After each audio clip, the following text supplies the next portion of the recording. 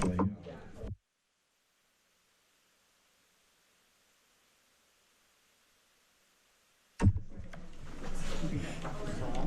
Amber isn't with that. It's cold. So, I wish I could have gone. yeah, there's room.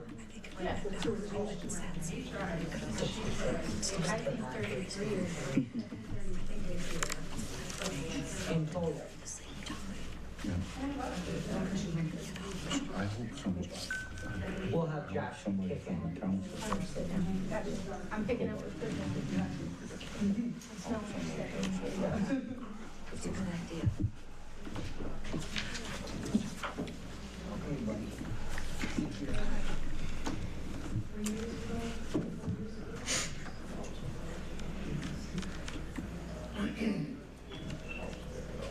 Good evening. I'd like to call to order the Joint Planning Commission and Moratorium Committee meeting. I'd like to call and order the Moratorium Committee meeting. If everyone would join me in the Pledge of Allegiance. This please. meeting is now called to order. Okay. I pledge allegiance to the flag of the United States of America and to the republic for which it stands, one nation, under God, indivisible, with liberty and justice for all. Yeah.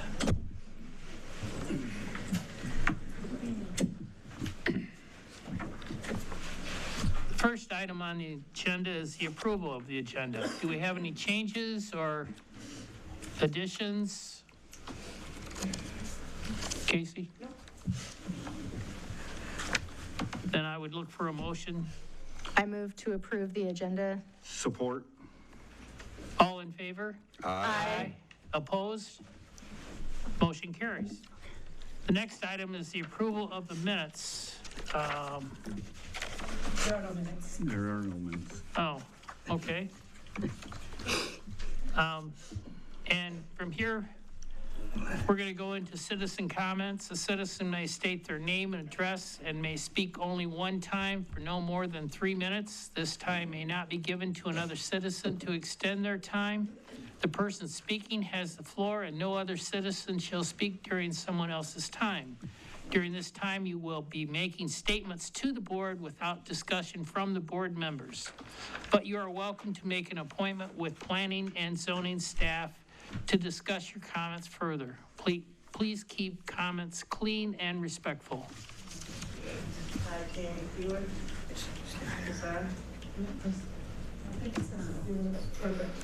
Is that better? Tammy Keeler, Salary Street. We don't want this mess anywhere in our town. Please say no to the rezoning, because where you're putting it is non-industrial. There are a lot of families there. There's a lot of houses there. We are tired of our community being sold for corporate so that you guys can make money off it. They're endangering the people, environment, and the wildlife. Putting it a half mile away from the school. It's not a mile, it's a half mile. We don't want this in our backyards. There's a lot of houses there. You guys are not listening to us. Some of you on the board are thinking for yourselves, not us.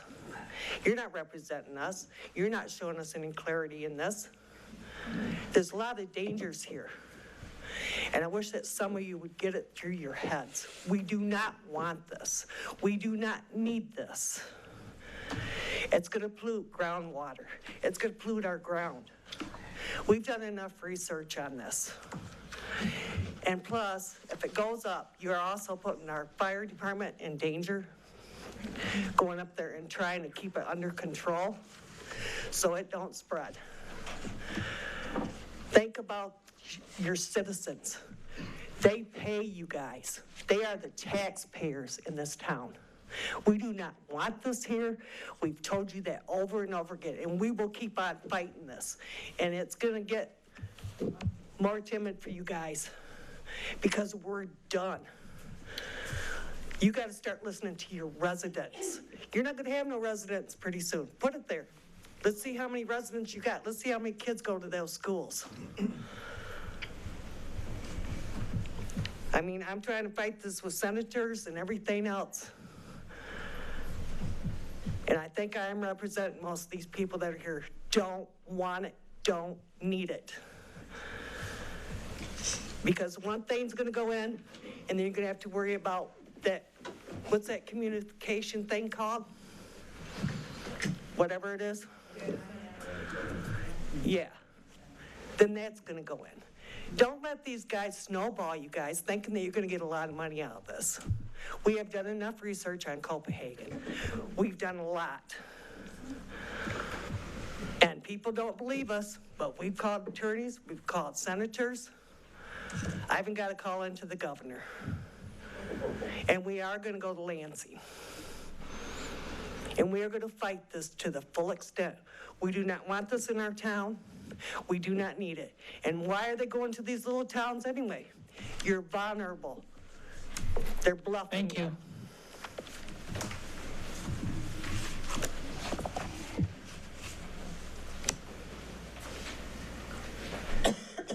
That's right, go, Janice. No, I was moving for. Okay, about an hour ago, I heard from Waukesha. Waukesha has the same thing going on there. And they're watching us very closely to see what we're gonna do. And I told them, we're gonna fight back. We're not gonna put up with this. And then Monday night, for a statement to be said that people listen, after we say what we have to say, they listen to what's in their heads and they do what they want to. That is not putting us first, us that pays your salaries. And you can be removed just, that I can't click anymore, but anyways, that quick. And we have called all over the place, and we are getting responses. Waukesha, Otsego, Oshtemo, they're calling us, saying, help us. I said, you gotta help us. We need just as much help to fight them back. I've already told them there's no buses that can get there on time. You guys already know this. It's on record. You know that there is no way, if we live a mile or half a mile, we're gonna be able to evacuate our houses. And with you putting it on that golf course, you got a lot of people you're gonna have to evacuate. This is not going to work. I don't care how much money it brings into the township. Is it worth all of us for that dumb, ugly battery plant? Honest to God, look at all of us. I've been here 68 years. There's people that have been here longer. There are some that have been here a lot shorter, and I'm sure they don't want it either. But I'm just saying, don't do it. And every piece of paper that everybody wants to see, well, you know what? It's on our phones. We're not gonna just hand out our phones to you and say, here, read this. We've had to look it up. You can look it up. It's not gonna hurt you. But there are some bad problems. Cancer, upper respiratory infections constantly, not to mention heart issues by these plants that have gone up. Now think about this. You're gonna give that to your township residents and pay your taxes? Honest to God, people, please think about this. I don't care what they say. Their name is right beside the ANI online, Copenhagen, because they go back to back.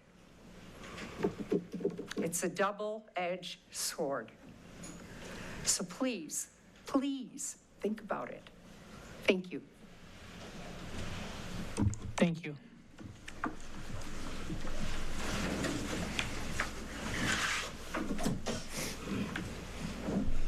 Hey, I've spoken and I echo a lot of the comments that really, our township isn't really set up for something like this straightforward. I think there was a comment made by the board the last evening, and the comment was, working with the best you have in the political climate that you have, because of how, Michigan is run at the moment, where CIP, the installer, has, an arguable recourse to try to go that way.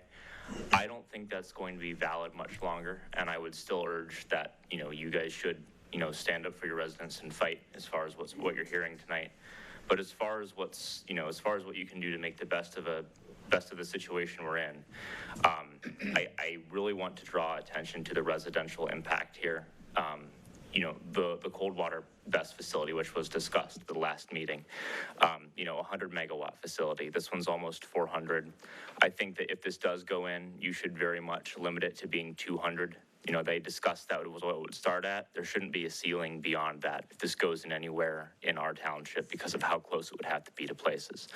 Also, I really wasn't impressed with their first site plan, and granted, they didn't really have any, visuals from the satellite image to see just how much of the resident agricultural, properties butt up against it. But mine was one of them. It was in 40% of the plume zone. I've said that every time I'm up here. I'm sure you guys are sick of hearing it. But also, it's not just my property. It's all the properties on 30th Street. And if you go there, it's not like Coldwater. These aren't properties that are being farmed, right? I use my backyard and I pay taxes in my backyard to have the quiet enjoyment of it, just as everyone else does. And I would want to see, one, the 400 megawatts reduced to 200 because it would reduce a lot of the noisemakers, it would reduce a lot of the pollution, and it would reduce a lot of the plume threat.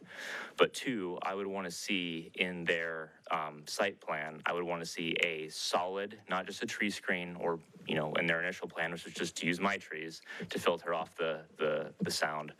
I would want to see a solid acoustic wall along the entire eastern border of the BESS facility, because a little bit of sound that would be reflected back to a school that's half a mile away, no one's going to care about some HVAC noise in a parking lot when they're inside a school building. There's concerns with where it is. I'm not saying those aren't valid concerns. I'm just saying your residents who live there 24/7 enjoy their backyards. My house isn't anything fancy. I pay taxes on full 2 acres. I use the full 2 acres. I don't want to have 70, 80 decibels on the border, right? They need to do some acoustic planning for residents. I think if it goes in anywhere, whether it's the original site, whether it's moved back to the golf course or another location entirely, acoustic planning needs to be critical, and reducing the capacity of this needs to be critical if we move forward at all. Thank you. Thank you.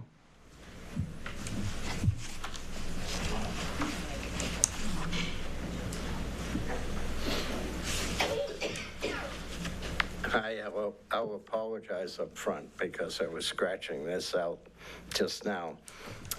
Richard Hathaway, 3617 Silver Hills. First, I want to show appreciation to CIP for choosing the safer batteries in their units out of a number of choices, and in addressing safety with the spacing between the units that will, if this is approved, go into that area. Then going on, I presume when they spoke about dispersion, that was done using a simulation program. Simulation programs always utilize some number of assumptions. Assumptions can lead to large errors. So I want to make sure that the board understands what assumptions, anything from terrain, soil, vegetation, wind conditions, and everything have to be specific to the site, or the simulation is useless. So I would want to make sure the board addresses and make sure that if this goes forward, that would be addressed. Finally, I'd like to make a recommendation that any agreement that the township might enter into addresses future technology. We all must know and understand that the technology is in its infancy. It is not well-developed technology, whether it be the safety materials that are used around it. It is in its infancy. So you would want to write, or make sure you write into any agreement that there would be consideration for future technology, which would state as the technology advances, they have so much time to improve the technology here in Comstock. So I would like that to be done. I think with that, I will end my conversation. I kind of roughed it out and I apologize. But I think it's important, the two things are that realize a simulation is a simulation. I believe that was what was done. I hope they will address that tonight because you couldn't build a model of exactly what the STEM Academy looks like next to that best plan if it were to go in. Thank you very much. Thank you. And I thank CIP for the work they have done so far, and it has been addressing critical issues. The technology in the cells is there at extra cost, so thank you.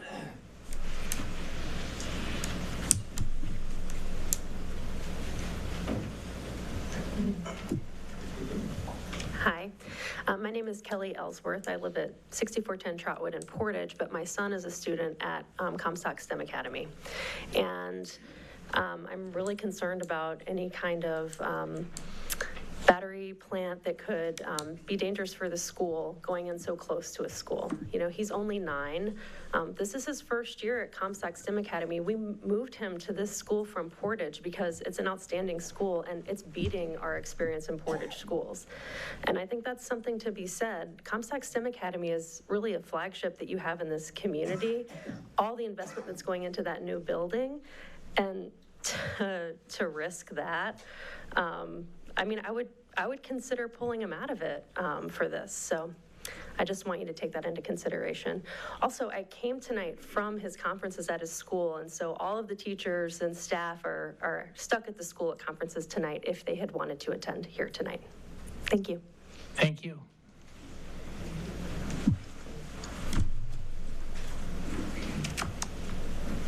Anyone?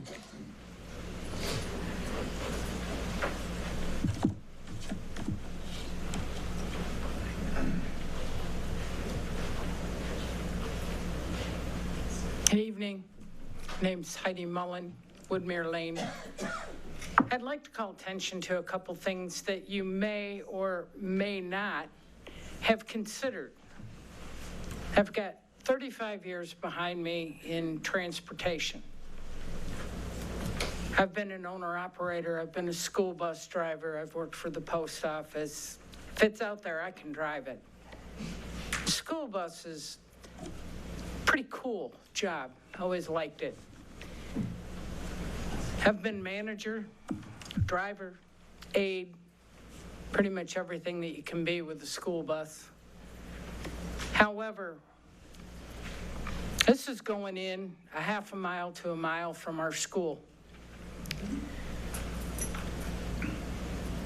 Our children are our most precious asset that we can ever have. We spend our entire lives raising them, teaching them.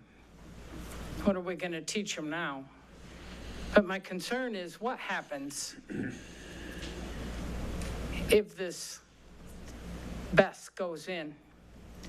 If something should fail, heaven forbid, and it catches on fire, and I'm pretty sure the fire department will tell you, they're going to have a really hard time putting that out.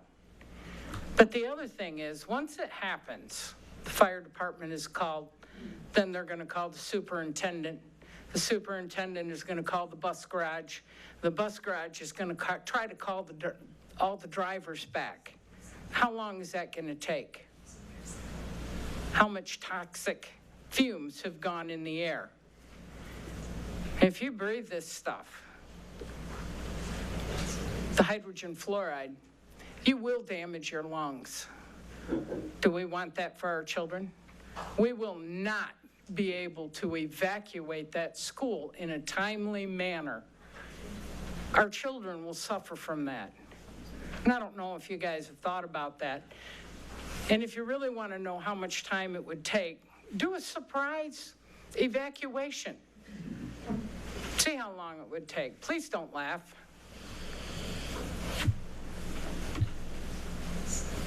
That's the only way you're really going to know. That's a real big concern for me, and I'm pretty sure many of the other people around here too. Thanks for consideration. Thank you.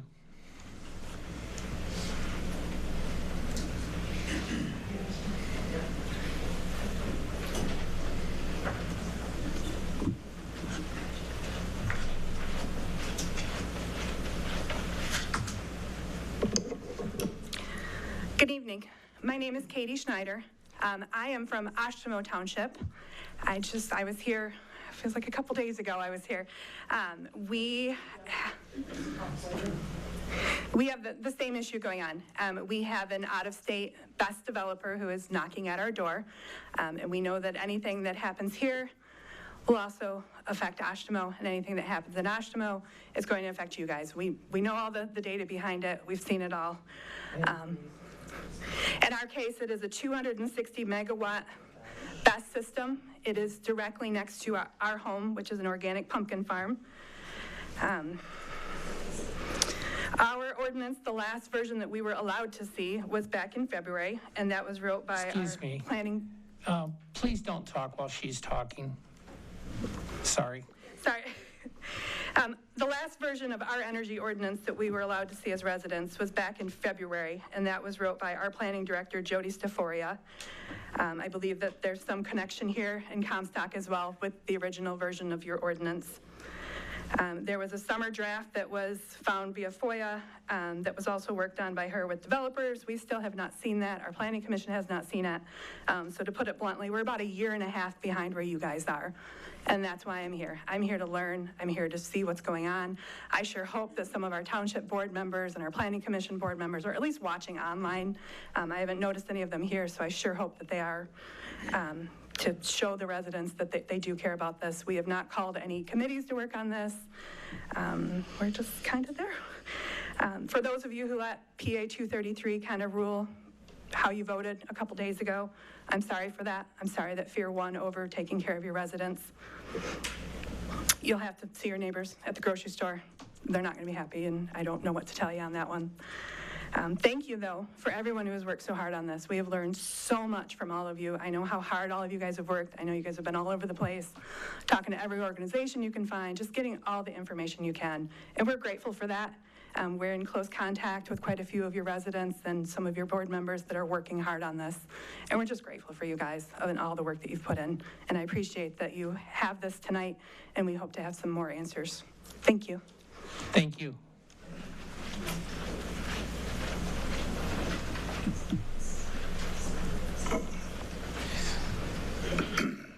John Dickman, Township President. Dr. Hathaway kind of stole a lot of my thunder, the points that I was going to make tonight. And he brought up one that I thought was quite fitting. I've said before to this commission and to the Township Board that I've got about 25 years experience with hybrid batteries. Hybrid batteries started out in the early mid-2000s as nickel metal hydride, progressed to NMH technology, and now you'll see a lot of them that are the lithium ferrous phosphate that they're proposing to use. And those batteries have proven time and time again to be safer. They're not as powerful as the NMC batteries were. That's why you see a lot of these vehicles that have been on the road a while, the Prius and the Insight like that, you've seen their range estimates drop down. They just don't have the power. But sodium-ion batteries are also ready to come out now. So I don't know what kind of agreement that you could strike with CIP, how you'd write it into the ordinance or anything like that. But as these technologies come to market, I would like to see that they would be constantly upgraded into the next technology, just make them safer and safer and safer. We'll have a baseline at some point that we could go up from there rather than have starting from a great unknown. So I know you guys have got a tough job listening to the keep it out of here's versus knowing that the state of Michigan has a completely different idea about that. A lot of that being due to the governor. But it seems to me that after a year, we're really all that not far apart from something that wouldn't really make everybody happy, but would be something that's workable.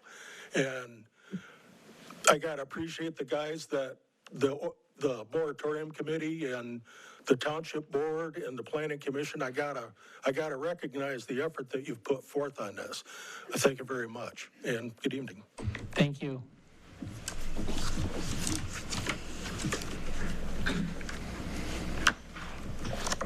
Anyone else? Excuse me, had a little leg injury, so it takes me a little longer.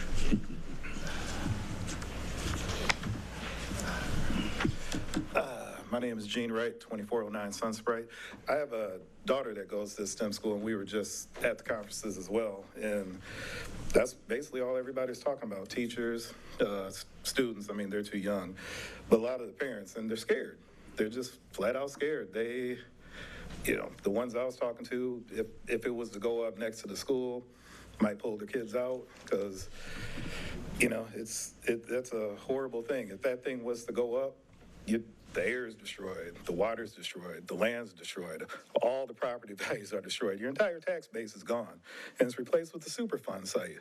Like, putting it next to a golf course is just, with a bunch of houses, is just idiotic to me. But putting it next to a school is downright criminal. 2 schools, not just one. And I just urge all of you to consider that and vote no. Thank you. Thank you.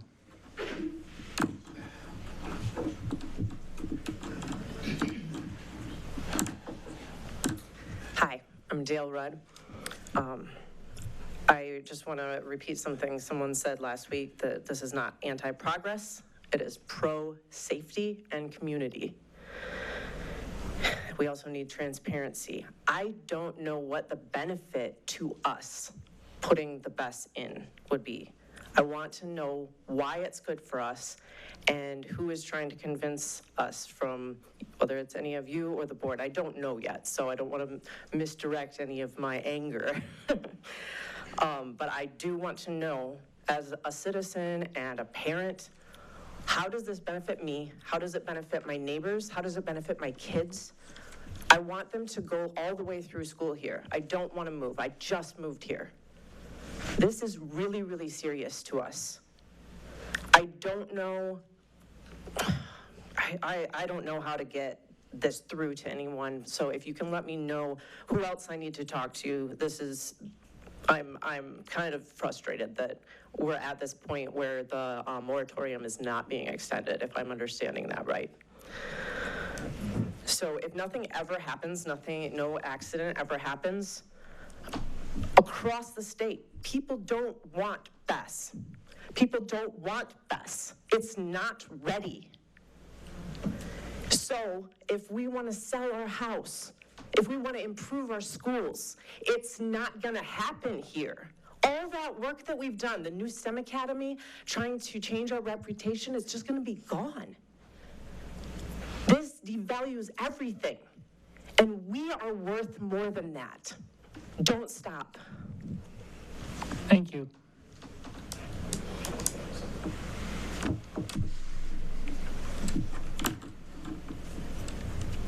If there's no more comments, then I think we'll close public comment and move on to Ben. Do you want to take this? Yeah, I would like to welcome CIP. We've had, for the Planning Commission, we've had 2 public hearings. You guys have heard citizen comment. I think it would only be fair to have CIP address the letter and take the podium if there's anything further you'd like to share with us tonight. We'd like to hear from some of your engineers as well, and just have some dialogue back and forth. Absolutely, thank you, Supervisor Martin, and thank you everyone for having us again. Appreciate the crowd, people that came in to, express their opinion on what this is that we're developing here. And quite honestly, I have to be honest that you know, a lot of the recurring themes that we've heard here over the months that we've been coming, just you know, seem to be peaking and again, recurring and being accentuated by the public. And we thought it was our civic duty to address some of them, because, you know, a lot of the claims that are being made about the safety profile, about you know, distances that are required for battery energy storage, about pollution, about environmental impact in general, and you know, about this not being needed in the community are strictly not true, or are not based on evidence and facts and documented facts, more importantly. And so we addressed a letter to Supervisor Martin and the board with our responses to some of the reoccurring questions or themes, and I'm more than happy to address them. I think it would be most productive to address some of the ones that were, again, surfaced today around safety, around distance, around you know, this being, you know, a big power plant, about you know, this technology yet being safer, but maybe not as safe as what's coming next, and you know, about the environmental profile, about the, you know, the impact on health, and impact on soil, and impact on basically the ecosystem that people live in here. And we did, on top of this, prepare some comparisons that weren't necessarily made last time we were here, last time I was here, which was about, I think it's October 16th. And just kind of draw some parallels on the sites that we shortlisted, show kind of the distance profile from the school, because, you know, the reason why we're here and we're doing this is that we want to listen to the residents, and want to move this as far as possible to quell any worries about you know, potential proximity. Again, despite the fact that it is not based on any scientific evidence, but we understand the concern, and we also want to you know, present some of the other elements, such as, you know, this needs to have a big wall around it if it gets in, because, you know, it's super noisy. So we prepared just a little summary of what that looks like, and then lastly, talk a little bit about the benefits, right? Because people talk about you know, this kind of destroying the tax base for the township, and in fact, you know, this is a very large investment, up to $800 million that would go into this, and that brings significant economic, fiscal, and even infrastructure-related benefits that not only you know, replace any potential attrition in tax base, but significantly multiply the tax base that exists in the township today. And first and foremost, this is a pinnacle of power reliability, or power system reliability is a pinnacle of progress in or you know, economic sustainability in modern world. And I think you know, if people here want to live in you know, in an area or an environment that you know, helps their kids, their, you know, themselves, and everybody that lives here to progress and you know, live a better life, I think power system stability is very important for that. So all of this will be addressed by CIP here. I'd like to invite Michael Townsend, from Jensen Hughes to the stand here to talk about some of the safety aspects and, the code, explain again the code that we're abiding by when developing this. And then we have another expert that I want to introduce here. He was here on October 16th as well, David Tomachek, also from Jensen Hughes. These gentlemen are engineers. They're former nuclear plant fire safety engineers, so they know a lot more about this topic than I do, and they have tested and seen and worked with a lot of the manufacturers that currently are on the market providing battery energy storage solutions. So without further ado, Michael, I don't know if you want to address some of these themes that have emerged here tonight and before. Good evening. So I want to start by saying that the product that's being looked at to be installed here at this particular site, this product is code compliant with NFPA 855. My team and I at Jensen Hughes have worked with this OEM manufacturer for a couple of years now, doing a code evaluation.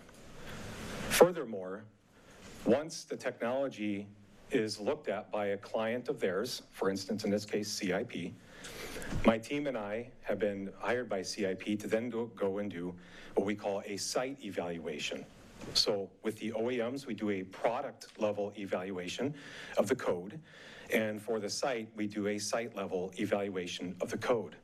NFPA 855 invokes several other NFPA codes and standards. They include either NFPA 68 or NFPA 69.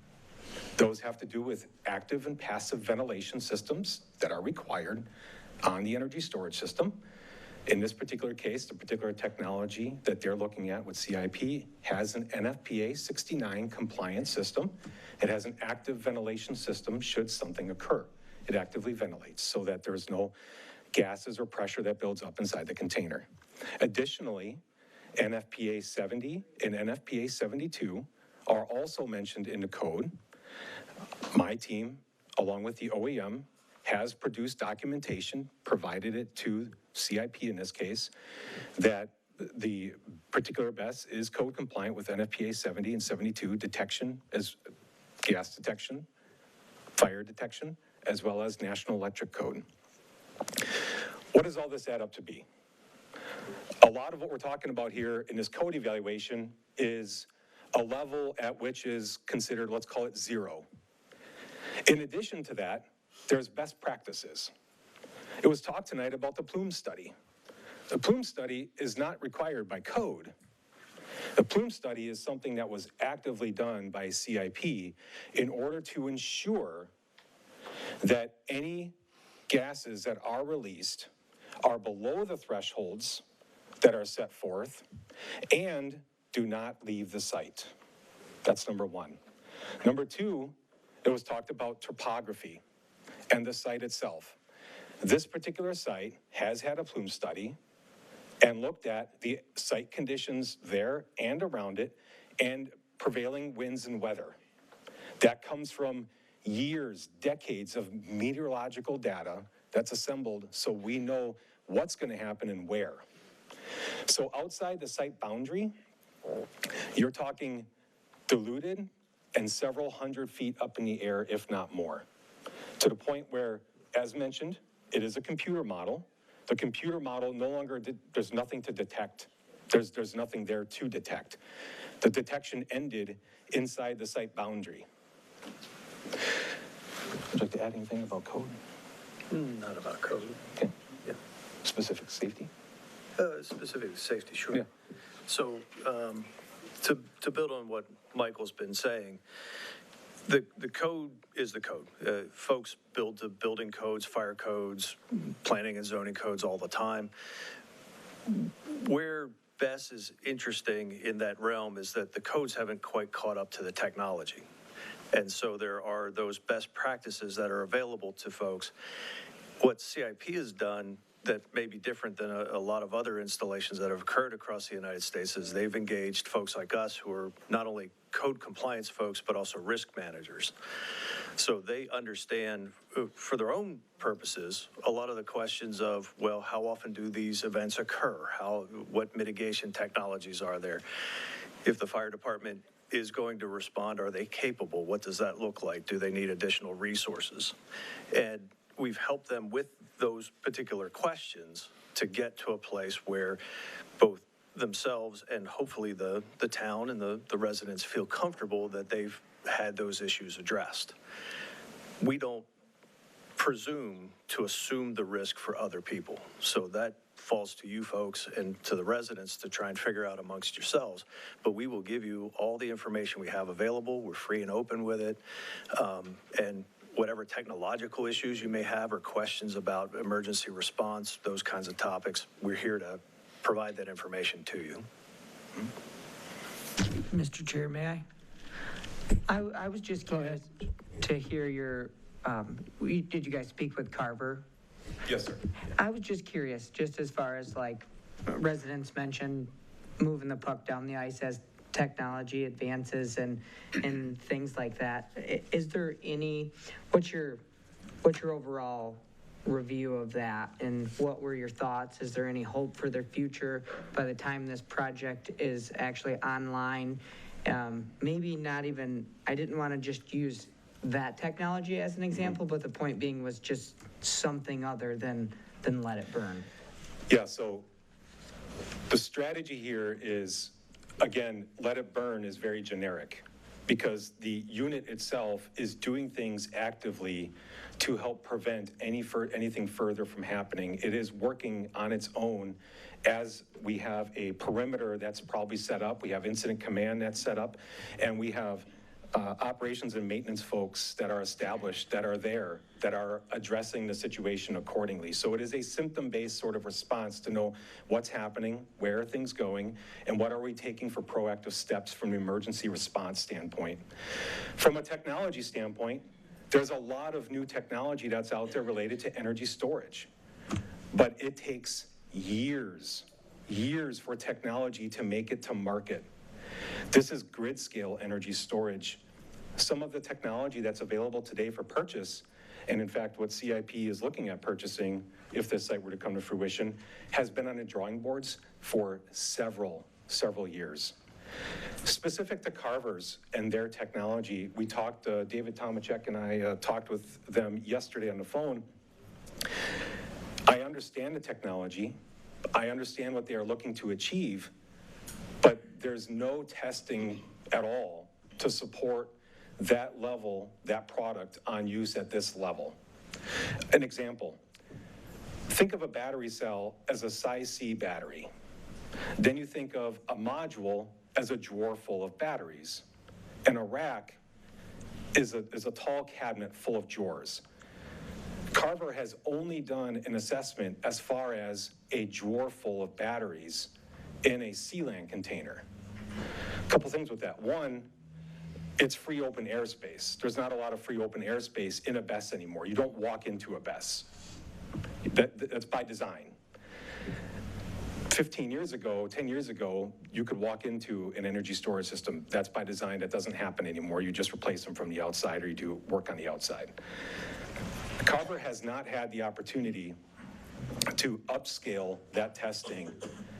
If they do, they're several years out. Everything about the energy storage system that's available for purchase today on the market has been UL tested and UL certified. The entire unit, portions of the unit, and the entire unit itself are UL listed and certified. That means tested, and under certificate, it is approved for sale. If you buy a lamp in a hardware store, it's got a little tag on it that says it's UL certified. That just means that it went through a test and switches and things work as they should. So Carver's has to go through this battery of testing before they can get to that point. And there's not even a test plan that's written for the tech that they're looking to bring. The tech, once it gets through testing, the technology has to be endorsed by NFPA. David and I were talking yesterday that we just introduced the 2026 version of NFPA, which is the latest standard. And I may mention that the particular OEM that CIP is working with just emailed me asking, we'd like a 2026 NFPA 855 code evaluation completed. Everybody wants to meet the latest code. It's going to be 3 years before another cycle of that code hits the streets. It takes 2 years of development. So Carver's is going to be several years before they can get their stuff tested at this utility grid scale size, even if they can figure out how to deploy it safely. There's still some questions about deployment and how you actually make it work on a site. Then it has to get into the code as an endorsement, as a way for potential suppression. I do want to point out, while I'm still on that topic, that Carver's did mention to me on the phone that their product did a better job than others that they tested someplace recently. I think it was either Texas or New Mexico. Texas, that they tested it. It did better, but I haven't seen the results of that. He's still waiting the results of that test. So I don't know, sir, what better means, but it wasn't a resounding, it worked. And I would just say again, a CLAN container is not an energy storage engineered container. It's a CLAN container. A CLAN container hasn't been through the engineering paces that the containers are today for engineering storage. David talked about risk. Risk is very unique. A lot of what David and I do is managing risk. And with that, if a manufacturing facility comes in here and they approach the fire department to say, hey, we're going to build a manufacturing facility, and let's say they take them around and they see what the manufacturing looks like, and they see products that are developed and chemicals that are used. But then a couple years down the road, the manufacturing facility changes process. And they don't update the fire department. They don't bring them in. And there's a fire. No one has any idea what type of off gases are being produced. Recently, David and I had mentioned in a meeting that besides the lithium and the cobalt associated with lithium-ion batteries, everything else is basically plastics or PVC. So if you had a facility here that stored Igloo coolers, no offense to Igloo, and there was a major fire associated with that facility, you would see the same gases come off of it. And again, no one's done a plume study. No one has told the fire chief, you will be taken through our facility. You will have an emergency response guide. You will be educated on this technology. And you will come by every 6 months or at your choosing to go through the site again. That's how we manage risk.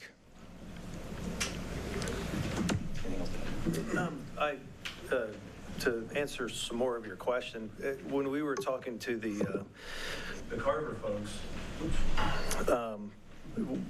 one of the issues that sort of hit me was that because it's still such a nascent technology, and Carver's not the only one investigating it, there are other papers out there on cryogenics for battery cooling and so on. They're still focused on the actual hazard, which is obviously the most important part. But with fire protection systems, in this case, using what's in effect an inert gas, there are larger issues that we've run into for decades with using CO2 as an extinguishing agent, argon, nitrogen, and so on. That's the sideline safety factors. We don't employ those types of technologies in occupied buildings because there's a potential that you'll actually kill people with the inert gas as opposed to the fire. And in fact, that's happened.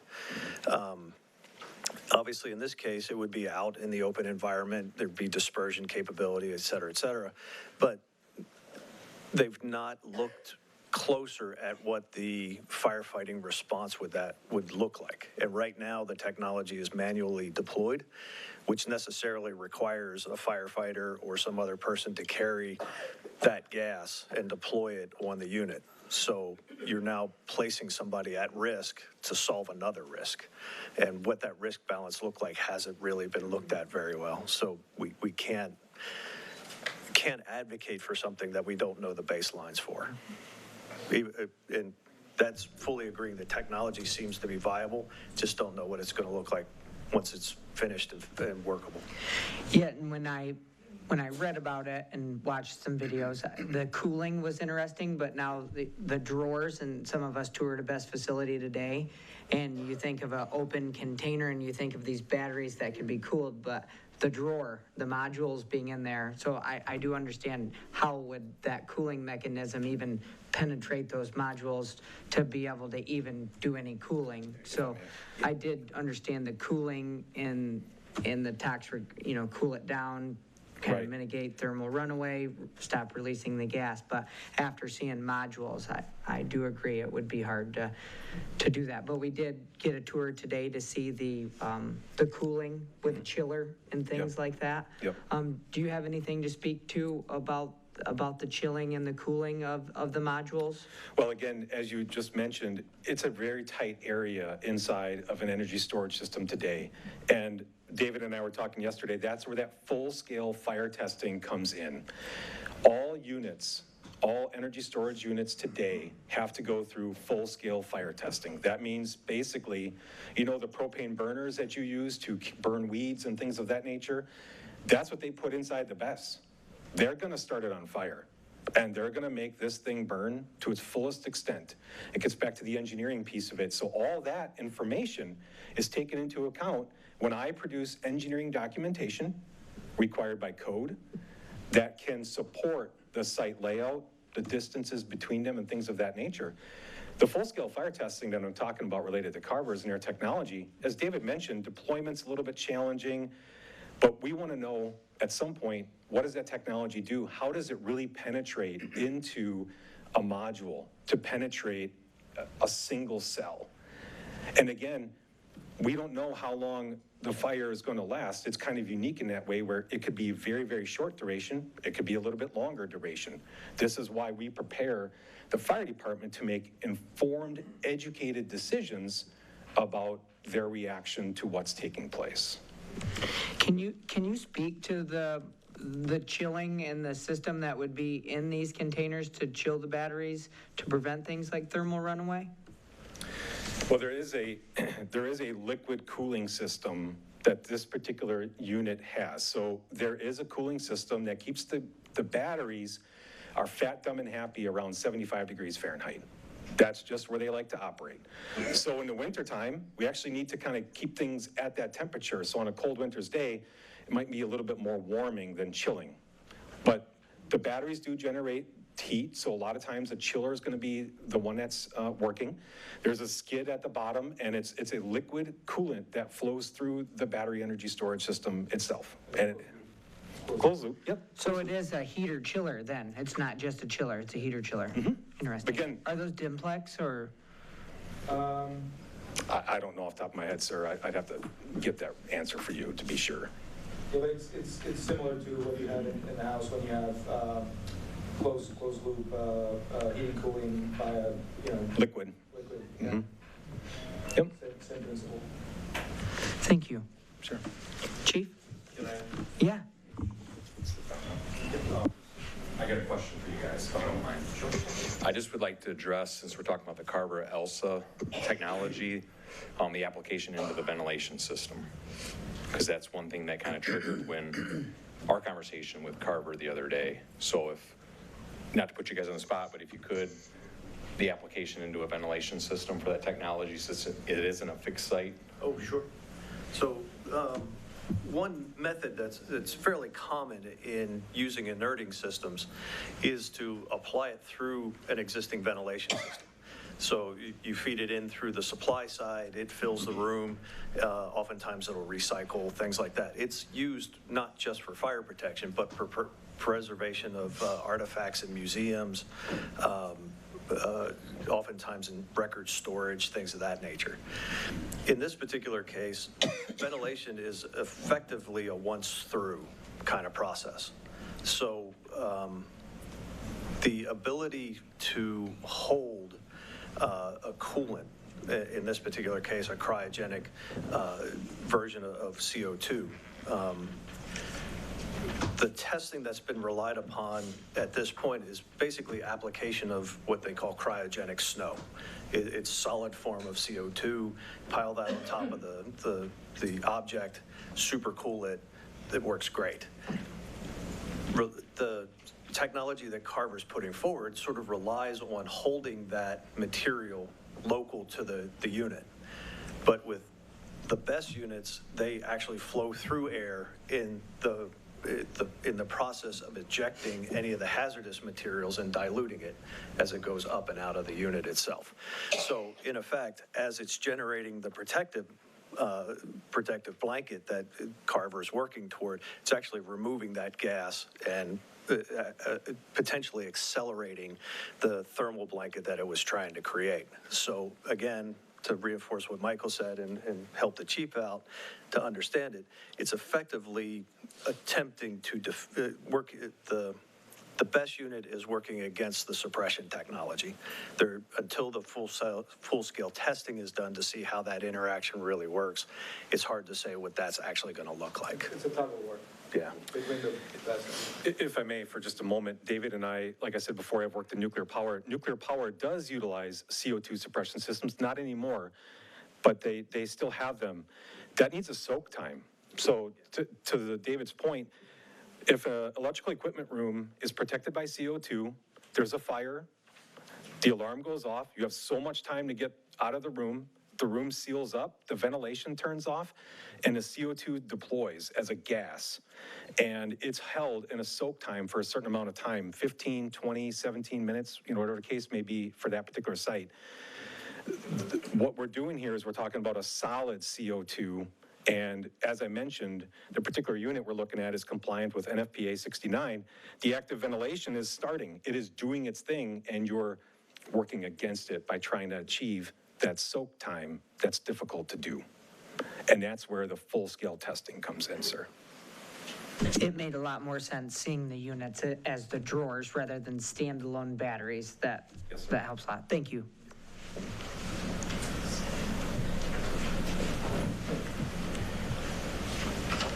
So, I think good for now. There may be some questions later. What I think might be helpful proactively, just to address some other questions that were raised around the distances from alternative sites. Would you want to see, please, some of that, and then talk about the noise, and then benefits? Does that work? All right. Well, we might need a plug. Yeah, not a USB, but the HDMI cable. Yeah. This one.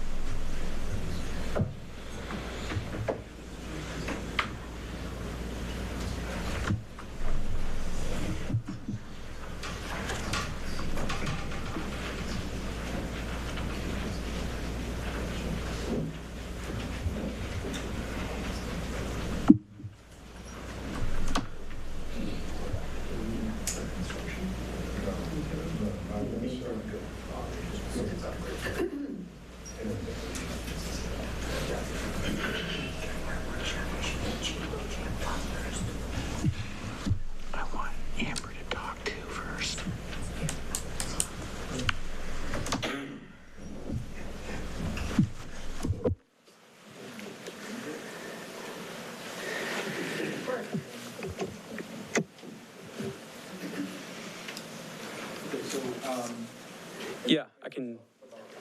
So to introduce myself, I'm James Hingston. I'm on the development team for the project. So my main focus will be trying to permit this project. So, we've got a ways to go to get through the ordinance, which is technically what I think this meeting is about, is trying to finalize an ordinance that would set the permitting parameters. But that's a lot of what I work on for projects with CIP throughout the Midwest.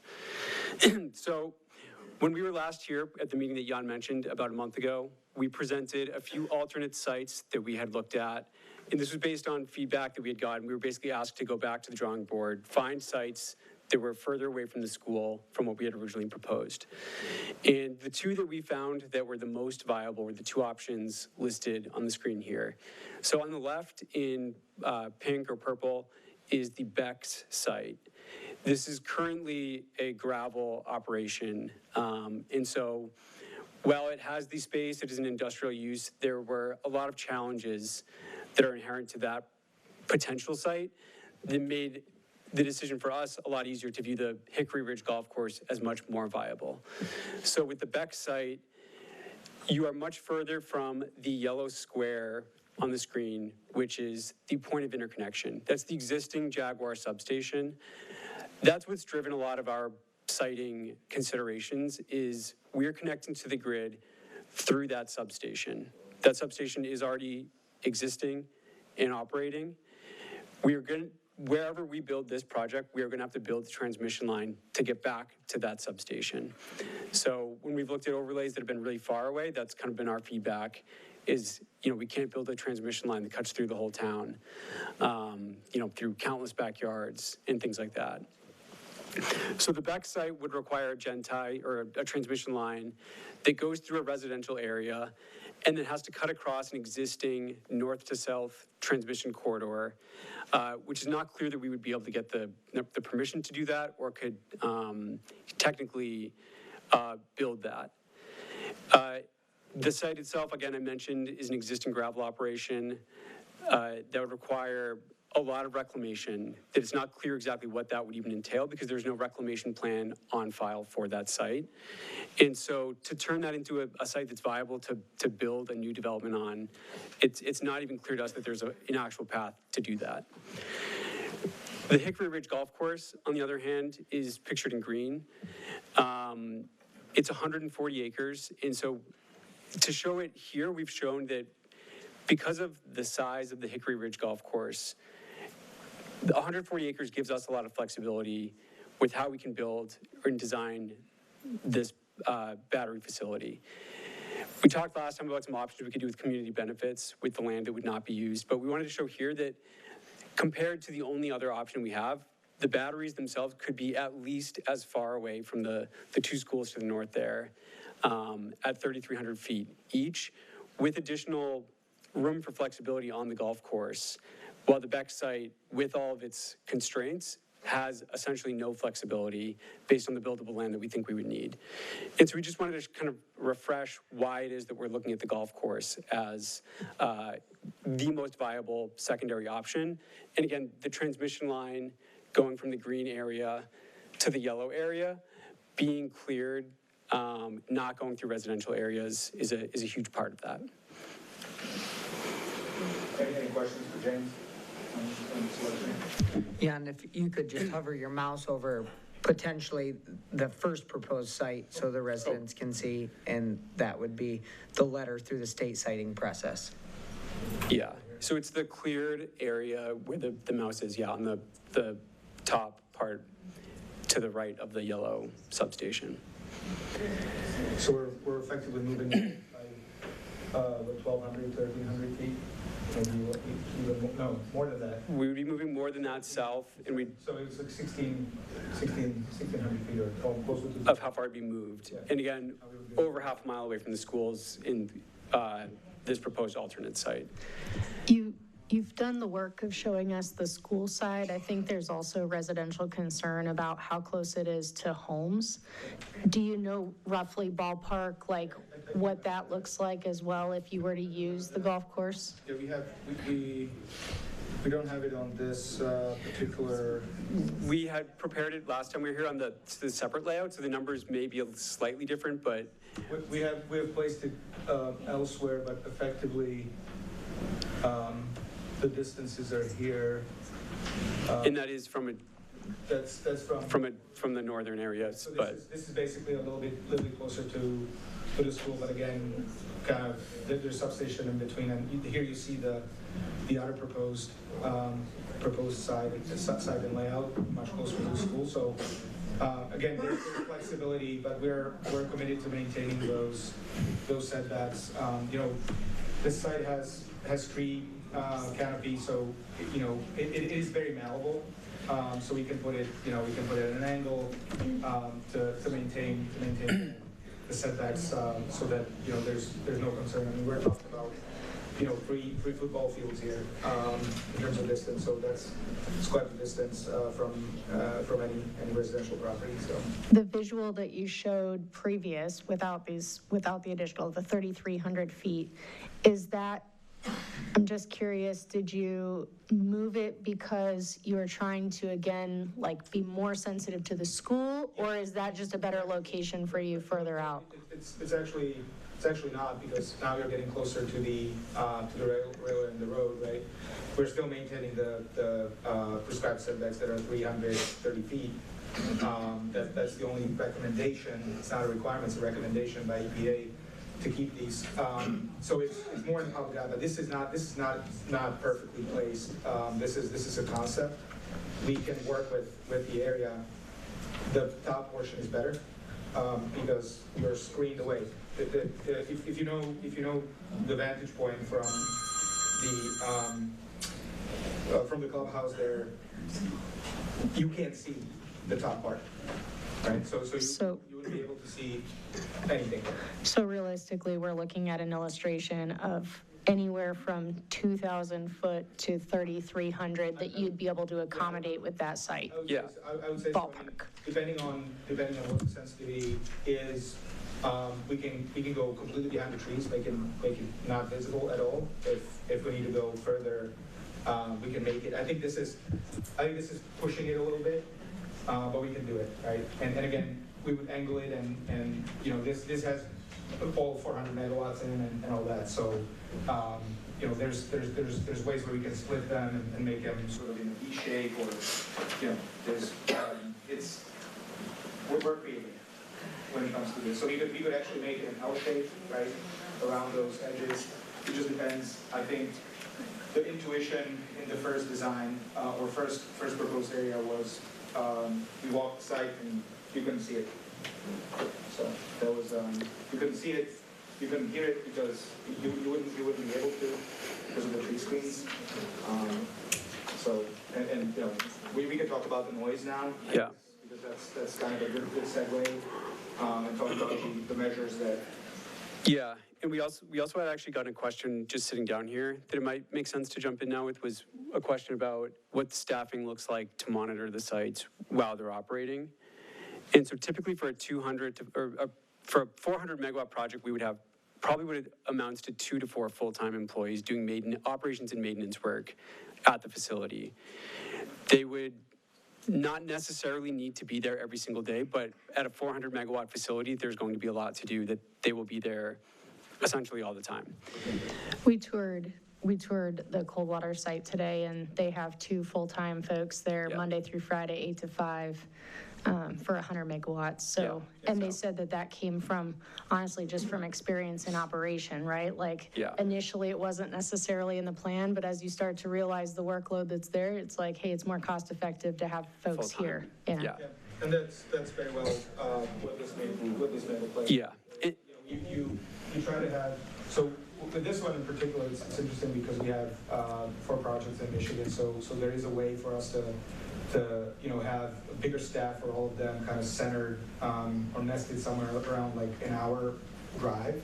So it's optimization decision, but to the extent the utility might want it, it has become a standard with utilities that when they have any site, they want to have staff on site. Just not for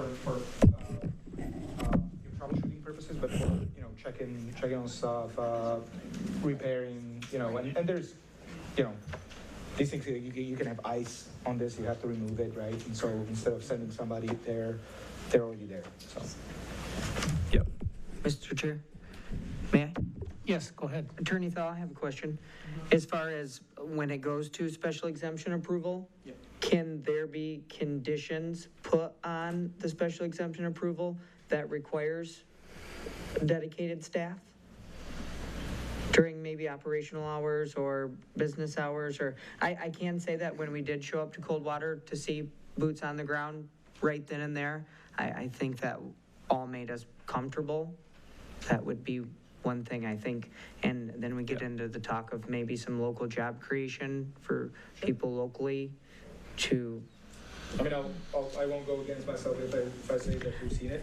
I just was curious from Attorney Thaw's perspective, is that legal to be able to put a condition on a special exemption approval such as something like that? I don't know that you could say a specific number of people that have to be staffed. It's possible that we could craft it that way, but I think that you could require some kind of staffing. Yeah. Attorney Etzi, do you have any comments on anything like that?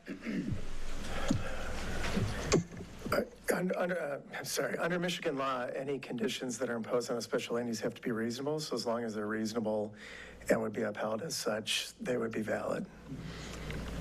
So, thank you. And Amber, do you want to speak to the decibel reader that we walked with today? Sure. So just what I would say is I have never been to an actual battery storage prior to today. We've heard a lot about the noise. We were there for, gosh, 2 hours. Like, we were there for some time. And transparently, the noise wasn't problematic, even near the fence line. I mean, sure, you could hear a slight like buzz background, but when we first got out of our vehicles, you could almost not hear it at all. If you had a hat on, because someone had a beanie on, you couldn't hear it at all. And we walked 100 feet away from the fence line and did use a noise decibel reader on a phone, and it was hitting about 50 decibels. And I think that the highway noise that we heard was louder than the best noise that we heard, transparently. Yeah, I think that's in line with what we experienced, and then more importantly, what is, I mean, these are noise rated, right? So they do testing, they take the decibels. And, you know, just to kind of make sure that everyone is operating from the same level on noise, we thought it was important to describe the decibel system. A 10 decibel decrease in noise levels, the scale is logarithmic. So it is not just 10 notches on your volume control. It is 10 times lower sound energy. And if you go 20 decibels, so it's like the Richter scale with earthquakes. A 7.0 earthquake is not just one, point worse than a 6.0 earthquake. It actually has a logarithmic amount of increased energy to it. And as you move away from a source of sound, every time you double the distance, you're essentially removing 6 decibels from that sound, because over distances, the sound dissipates pretty quickly. So the batteries that we've talked about here tonight is the LG JF2. They're noise rated at 75 decibels at 1 meter distance, so that's about 3 feet, and that's with the HVAC system at max output. And as you move further and further away, it's similar to, I think, what some of you guys probably experienced today. The sound very quickly drops, because that's just the nature of sound dissipation over distance. And so at 10 meters, these JF2 batteries register at 55 decibels. And it sounds like, at 40 meters, so that's 130 feet, so probably further than you guys were out, that's 43 decibels. So a little bit further, but also, because of that distance, a little bit lower than probably what you guys had clocked it at. At 100 meters, which is 328 feet, you're at 37 decibels. And so you're just shy of 40 decibels lower than that 75 decibels at 3 feet, which is, again, orders of magnitude lower than the sound if you're 3 feet next to it. And so sound came up earlier, and we try not to ever downplay it more than it is. We try to just present what the actual decibels are. It is definitely something that, I think the request was that acoustic planning go into the site design, and, we can definitely commit that acoustic planning does go into the site design.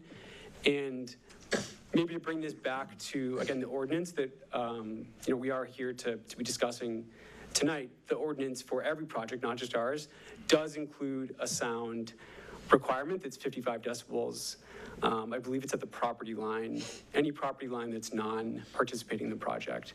And so this is how it dissipates naturally, we have a kind of underlined note here, before sound barriers, without, taking into account trees that are screening it or sound walls.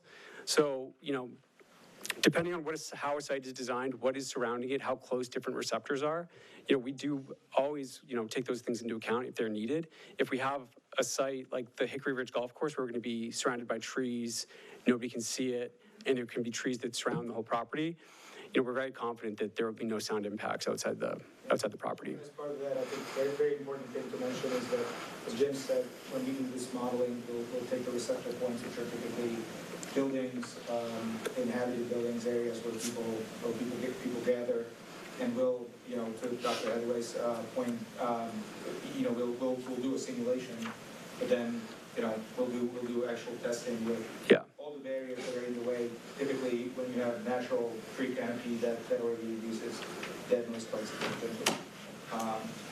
With leaves, without leaves, all of that plays into it, but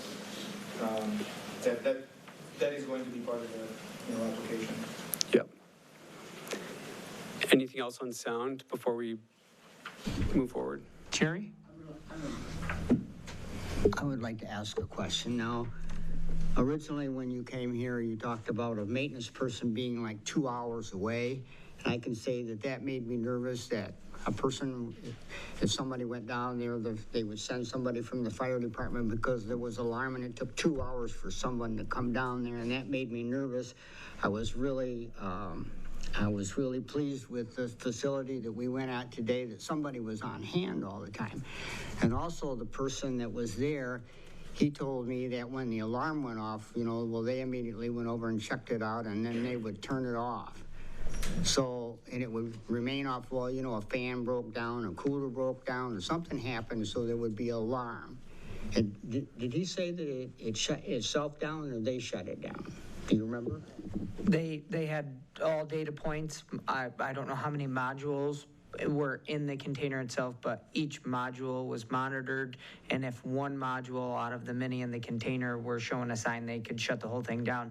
And then they shut the container down in order to open it up and show it to us. So they were able to shut it down through their technology. I don't know if it was through their phone or their computer, but. Yeah. Typically, though, someone does not need to be there to physically turn something or press, physically disconnect a shutoff. That there are, we talk about some of the sensors and monitors that are in these enclosures. They're supposed to, when they're working, shut off automatically. If they are not, the people that are a part of that team that do the operations that are there from 8 to 5 or whatever it is, things happen from 5 p.m. to 8 a.m. as well. Ask that question. Yeah, it's remotely monitored 24/7 as well from a team that they are a part of typically. And what we've seen was kind of like a 3-layer. There was boots on the ground. There was a team monitoring all the modules. And then just for oversight, there was a third party. So there was 3 layers of people looking and keeping an eye on. Everybody was monitoring sort of a different alarm too. The third party was. It was they were monitoring, I think, the more sensitive ones, because they were the ones that would directly notify the fire department. And then the second layer, 24/7 virtual monitoring, was kind of monitoring some of the same things as the folks on site. But yeah, it seemed like there was a lot of eyes on it. Yeah. And building redundancy. Yeah. And we would have our asset management team oversee the entire portfolio of assets that CIP owns. That's one of their. Second is probably a third party that does this for other sites as well. And third, if that's required, we'll have the person on site. Yeah. And when we do emergency response plans with the fire department, they have the names and phone numbers of these people, so that if an alarm goes off and the fire department is notified, those people are going to know about it before the fire chief, and then they're probably going to be reaching out to him. Because if it is not something that he needs to be responding to, they will proactively reach out, is the experience that we've had with, we're constantly, reaching out to fire departments, working with fire departments at all of the places that we develop these projects. That's the experience, and that's kind of the preference, and they can kind of figure out the best way to get in contact with each other, but we make sure that they know who each other are, have each other's phone numbers, so that, that communication is there. Can I ask a question about training for the fire department, just since we're talking about that? And Chief, feel free if this, if it's better suited for you. But one of the things that we heard today also was that, so the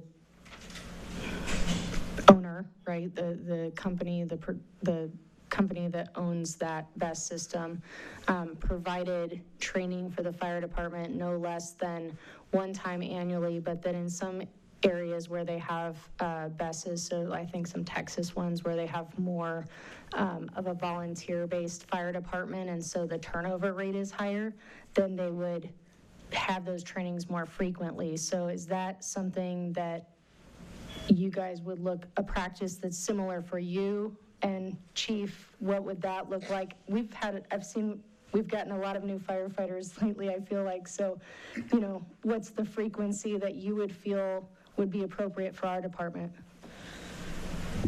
I guess we can, if I may suggest, we can have Michael address that, because they do the training, they craft the training, they design it, they will carry it out for the fire department. Yeah, so the training piece is both classroom and in person.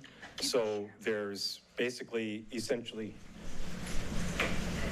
Will you rotate your microphone for Jan when he's ready? Oh, sorry. Thank you. Essentially, there's a classroom training going over to technology, safety aspects of the technology specific to this site and this particular tech. Additionally, at a pre-operational stage, the fire department is walked through.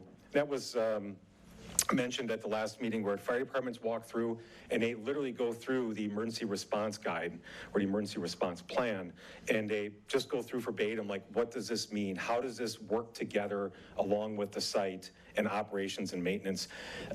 It can be said that anytime the fire department wants to go through, an owner, in this case, would need to take them through. Code requires annual refresher training, or they're as required.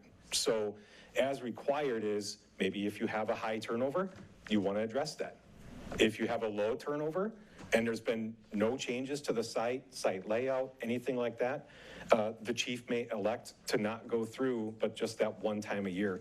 I'll let you speak to if you want to on frequency.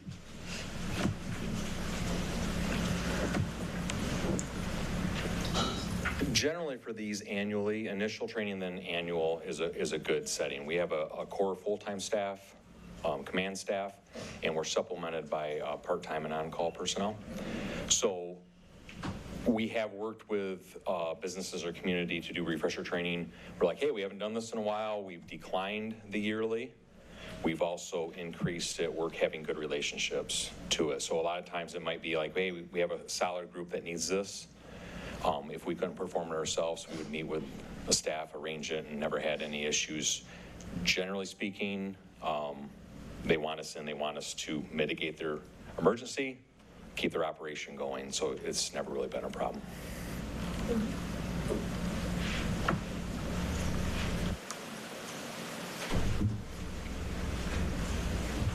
Any other questions on this? You guys want to talk about benefits or? Anybody have any questions? If not, we'll move on to, Can I ask one more question, Jan, before you move off the safety? Do you have any data, or does anyone on your team, this may be a fielded question, have any data on how many or what events that folks might know about have occurred since the enactment of the NFPA 855? Because it's my understanding that some of the famous ones were developed prior to that, but I don't know the answer of. David will be able to. Take it over. Thank you. So there's a longstanding organization called the Energy Power Research Institute. They mostly settle on nuclear power stations, but they also do fossil fuel and hydro and all the other ones. They started dipping their toe into research on BESS starting at about 2021. They actually have an ongoing database that is sort of open sourced. So, and it needs to be, because around the world we don't have very good reporting systems for fires in general, much less BESS in particular. They started their database, they went backward looking all the way back to about 2008, which is when some of the first ones of these were being put in. They now have that database. They show about 105 incidents across the entire world. So that ends up being a population in excess of about 2 million individual BESS units. So it's a relatively small number. The majority of those, as you go down the list, you'll find groups of them happening at the same place, which nominally tends to indicate a poor installation method or some manufacturing flaw with a particular set of units that happen to come out of the factory. As one example, there's 7 incidents that happened all within a week in a facility in South Korea, and it happened during the installation period. So as they brought these online, they would have an incident, got reported, got put in the database. Perhaps the most famous that everybody asks about is Moss Landing. The 2025 incident is actually the 4th one at that site. The Moss Landing facility is an interesting one in as much that it actually contains 3 sub-sites. One was built in a building, and that was sort of the old school way of thinking of we're going to put these inside structures and protect them like a traditional fire. Another subset was put outside, but in prefabricated structures. Those are a little bit different than the containers that are being used now. And then the third set was the container site. The big one that happened in 2025 happened inside a building, which has all its own problems because the fire dynamics are different, and it gets interesting. I can talk about them if anybody's got questions. 2 of the incidents that happened prior to that occurred in the prefabricated structures, and one happened in the containerized structure.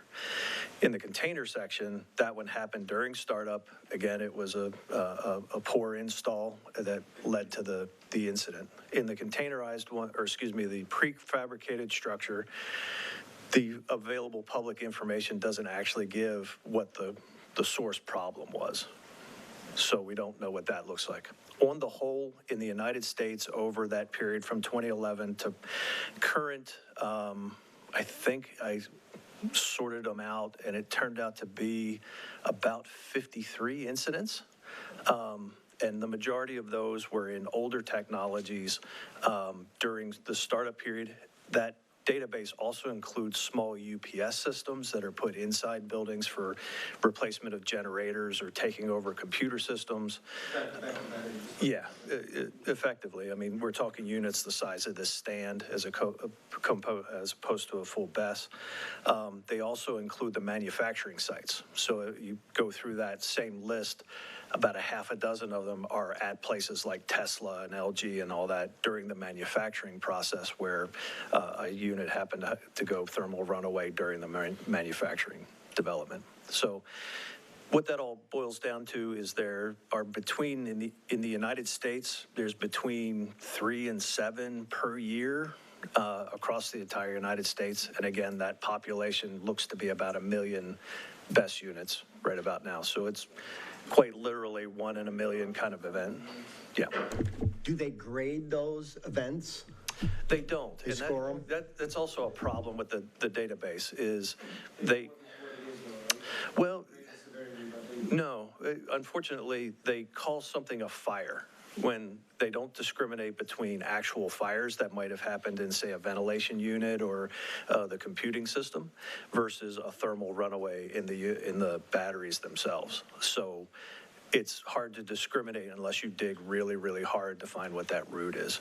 They did show only 1 explosion out of the bunch, and that was in a really interesting case in Surprise, Arizona, in an older unit, prefabricated structure, had a thermal runaway. The firefighters who responded monitored the outside of the structure, found that it was safe readings and everything else, but as soon as they opened the door, there was still a flammable mixture inside, and it ended up blowing up, harmed 4 of them, didn't kill any of the personnel.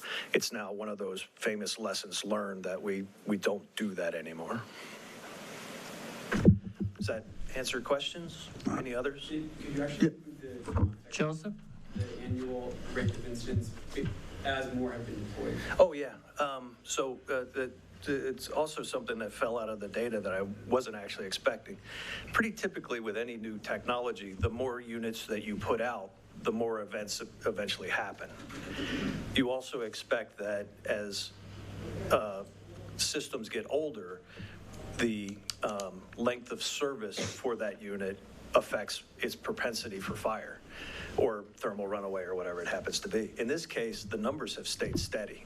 From 2018 till now, the number of events per year has not drifted too far outside that bound.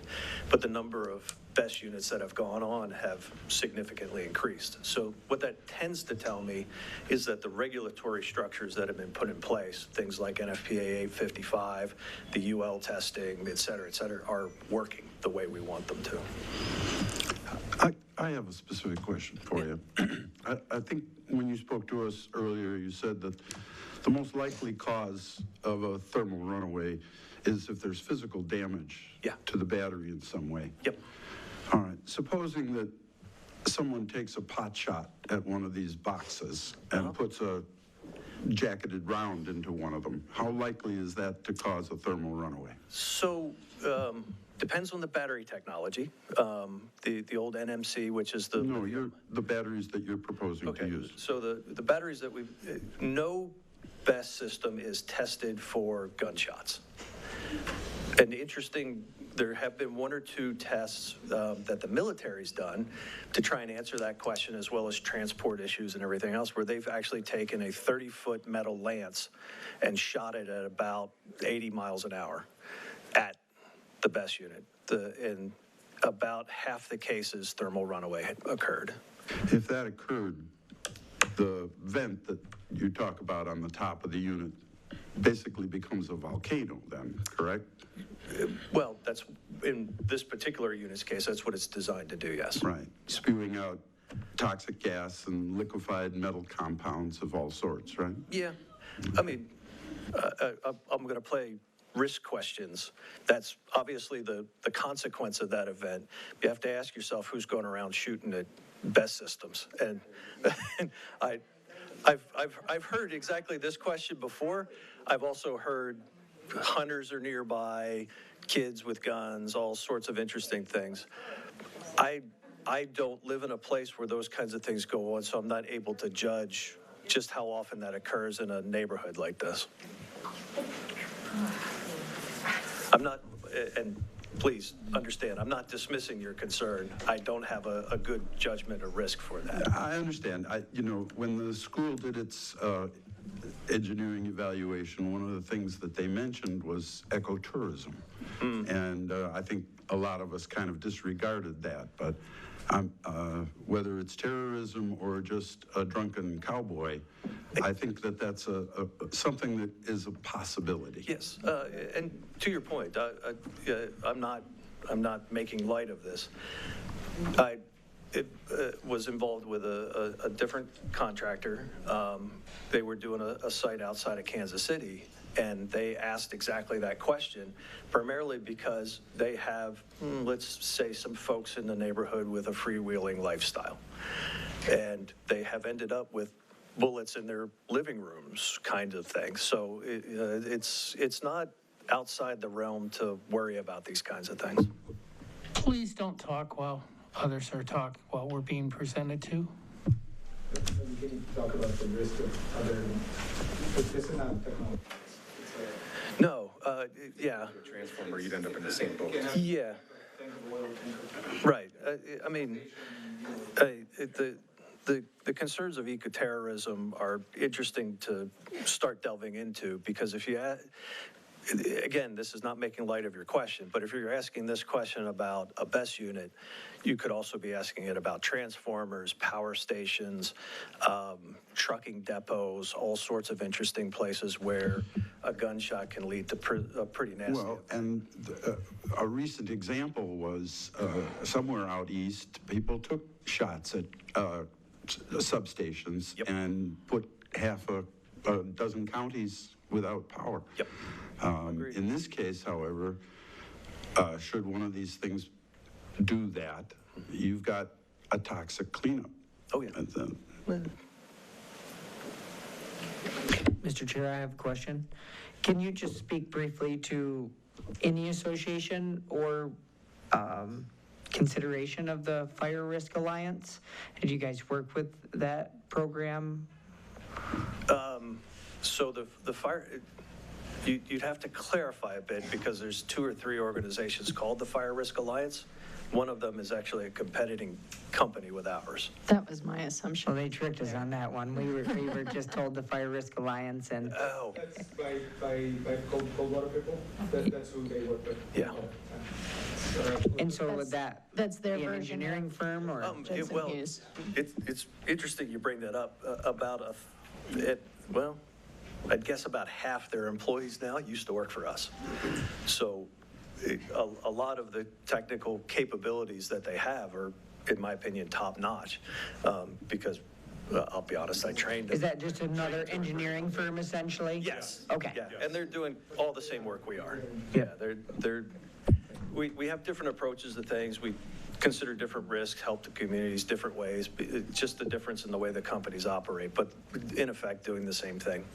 And then, as we're on that part, one thing was talked about in the, maybe, forgive me if I'm wrong, but like lightning strikes or anything like that. And today we learned about the ground grid product that is in there. Can you speak to that for any concerns of lightning?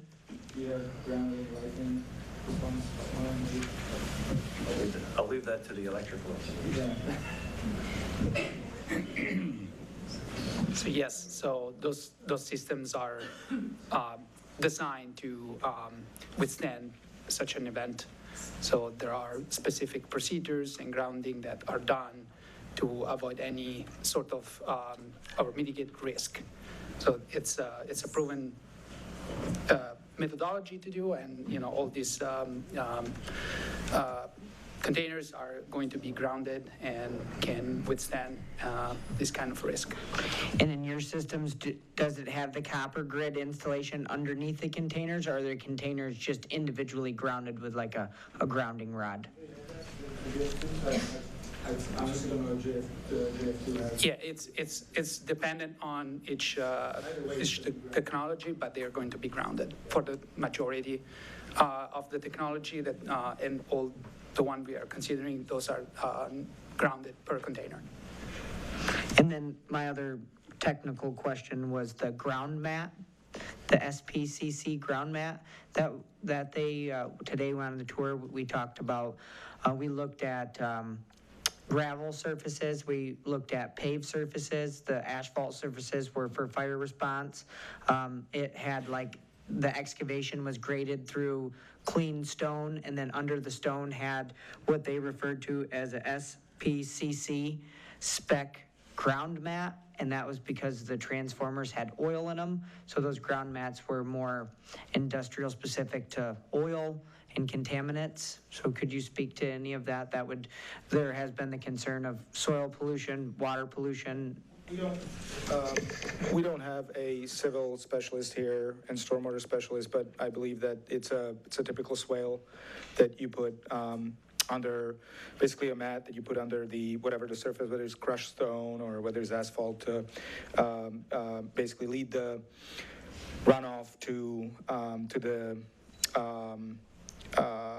retention pond, right? So this site will have retention ponds for stormwater, and to the extent there are contaminants that could, that are nearby that could somehow find their way through that roadway, that would be used. That's what that swale, that mat would be used for.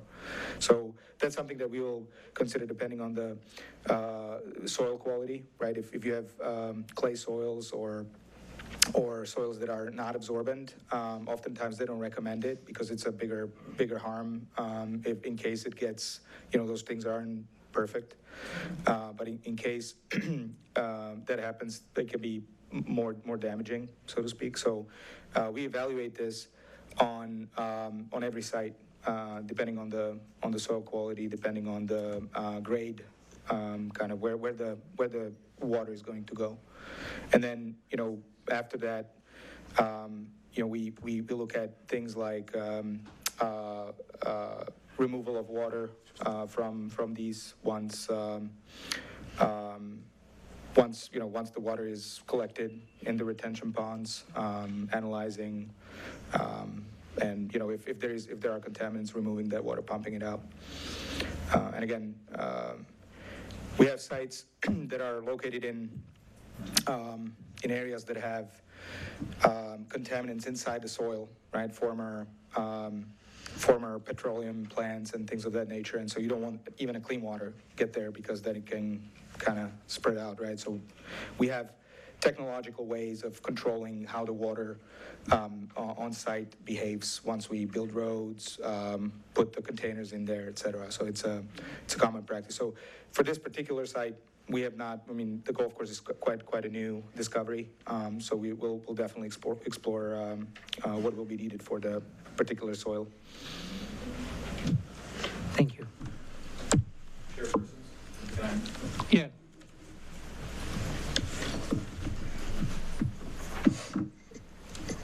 I was going to catch it while we had our safety folks up. I do have a question for them. On a typical emergency response plan, what would the fire department, generally speaking, look to do? Alarm level response to a thermal runaway, and why we're not attempting to extinguish it, and some of the technology that's built into this to help that. I've been asked that question quite a few times, and having it from your perspective would be great. Yeah, so as the chief was asking is, as far as emergency response goes, again, what we look to do when we do our training with our first responders and emergency responders is to look on establishing that perimeter, not putting water on the energy storage system. And I say that because the energy storage system has safety features that are built into it that are doing its thing. And what we want to do is we want to monitor the energy storage system and react to anything in particular that happens. Again, if we look at the plume study and we talk about the plume of concern remaining within the site boundary and areas not of concern exceeding the site boundary, if you had a house fire, you would take the actions required to address the house fire. If there's nothing in the house that's worth saving, everyone's accounted for, what you don't want to do is have a firefighter go into the house. In this case, what we don't want to do is have firefighters enter into the area and put themselves in harm's way when an asset, in the terms of an energy storage system, it's burning. It won't be used anymore for energy storage. No matter what happens, it's no longer useful for energy storage. So in that case, there's no reason to put a firefighter, him or her, at risk to actively suppress the fire. There's people talk about cooling effects and things like that. There's certainly some actions that you can take. We include those. That's part of our training concepts that we offer to the first responders. But the spacing alone, and I want to make sure that this is presented again, the spacing alone ensures that you can have a fully engulfed energy storage system, and you cannot start a thermal runaway in an adjacent system based on thermal energy transfer. That's why we do the full-scale fire testing. This is why I prepare the engineering documents that support the site layout that CIP has given us in my documentation. Does that answer your question, Chief? Something to add. So one of the important things to note about the recommendations we make to the local fire departments is that this is not stuff Jensen Hughes made up to fit the particular BESs that we happen to be working with. These are recommendations that come out of the U.S. Fire Administration, the National Fire Protection Association, the International Association of Fire Chiefs. They're pretty much the same tactics that are used for electric vehicles, that are used for large generators, transformers, other high voltage electrical installations. So it's not an unusual tactic. It's meant to be for the protection of the firefighters as much as it is for the protection of the public. And we are culling the various recommendations to fit whatever the local installation happens to be and the capabilities of the local fire department. That's really where we're working. Just want to make sure I understand what you're saying. So are you saying that the battery, like there's battery within this unit, the fire will not spread from battery to battery within unit, or will not spread from this unit to that unit over there? So every one of the units is different, depending upon manufacturing capability. There's a UL 94, the number has escaped me for the moment, 9540, thank you, where they actually test every type of unit, and that will actually tell you what the cell-to-cell and module-to-module expansion is within an individual unit. Regardless of what that test tells anybody, from best unit to best unit, the numbers that are now, the separation distances that are now in NFPA 855 have been proven through multiple large-scale tests to not spread. So there are always concerns about how large these facilities are. They're 200 megawatt, 400 megawatt, whatever they happen to be. Realistically, the data from that EPRI database that I was talking to earlier is that the spread tends to be from 1 to 4 units total, no matter how large the overall installation. The exceptions to that rule are places like Moss Landing, where they put unprotected units within a building, which changed the entire exposure and fire dynamics. So I think Jerry's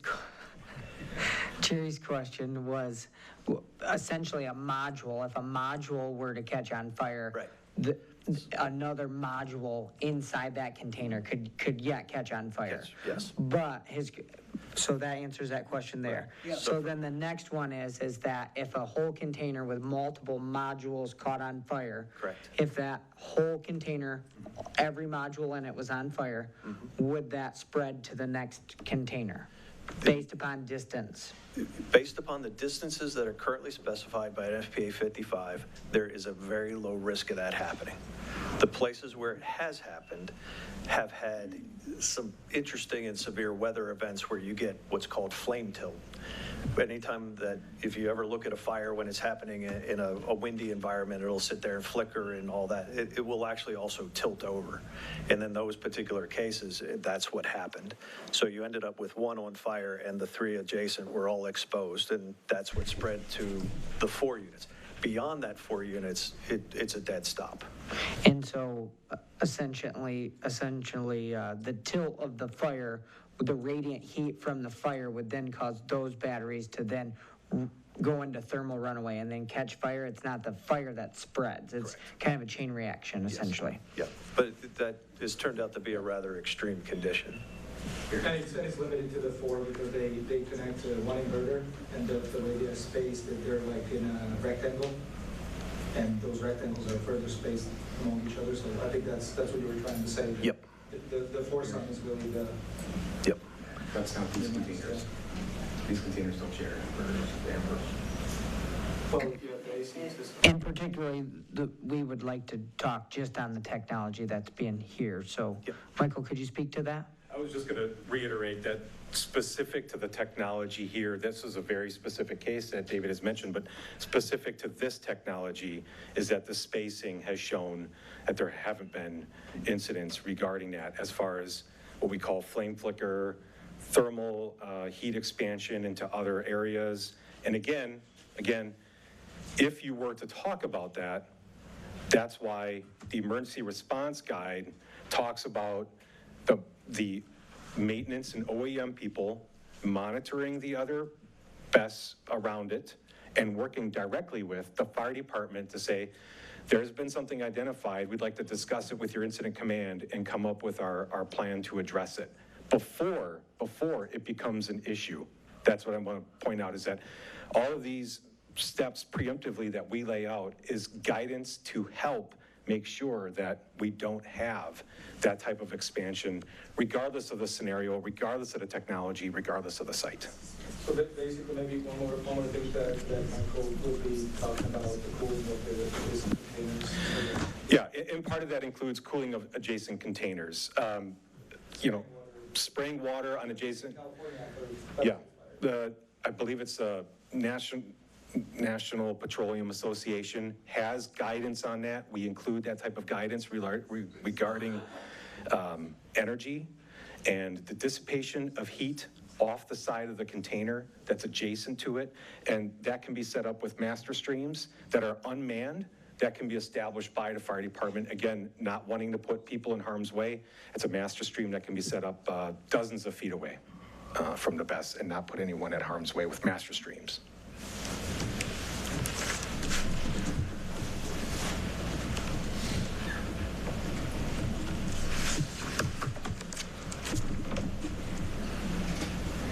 Any further questions for Jensen Hughes? Safety? Benefits? Benefits. Okay, so we picked up on some questions around trying to understand sort of what this brings for the community.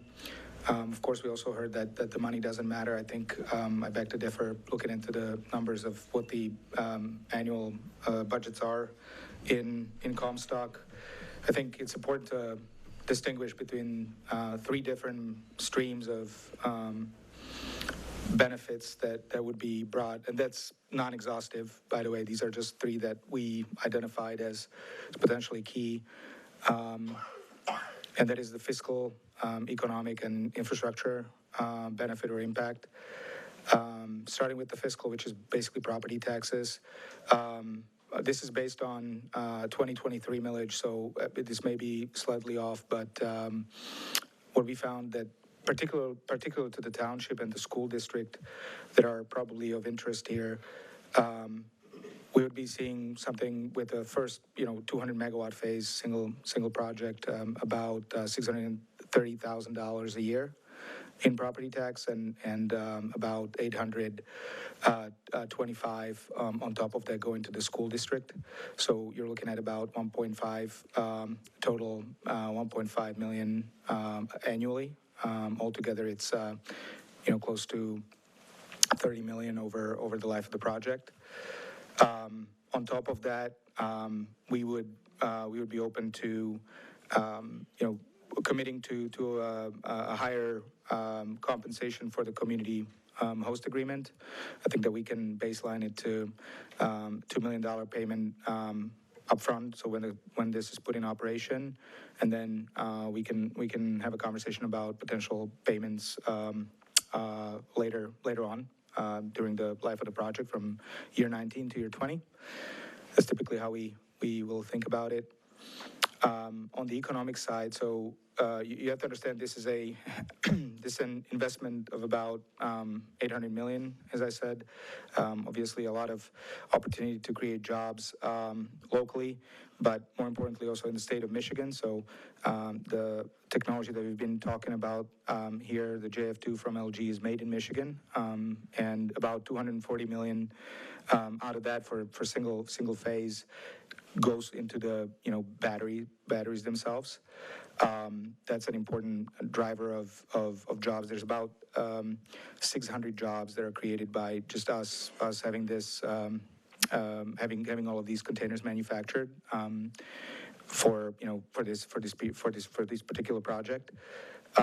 Altogether, it's about 900 jobs. 240 of them are local. That's going to be contractors. There's going to be people working on site. That's going to be people receiving benefits from workers that are working on site. That are spending their earned checks in restaurants and other things. I mean, these people will be here for a year and a half, so they'll be kind of living in the community and helping to build the power plant or the battery plant.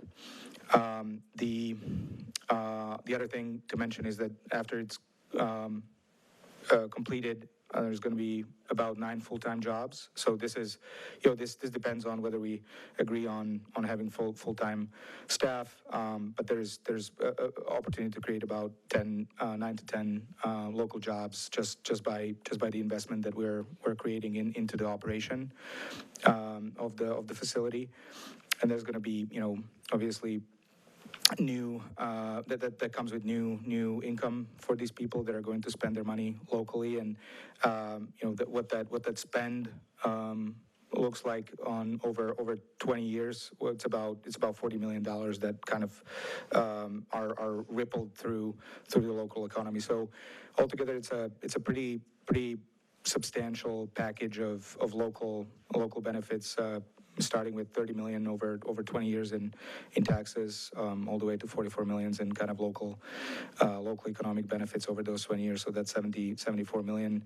And then last but not least, there is a study that came out from Texas A&M. So this is a peer-reviewed research that looked at 790 million data points from different outage occurrences within the United States since the early 2000s up until 2023.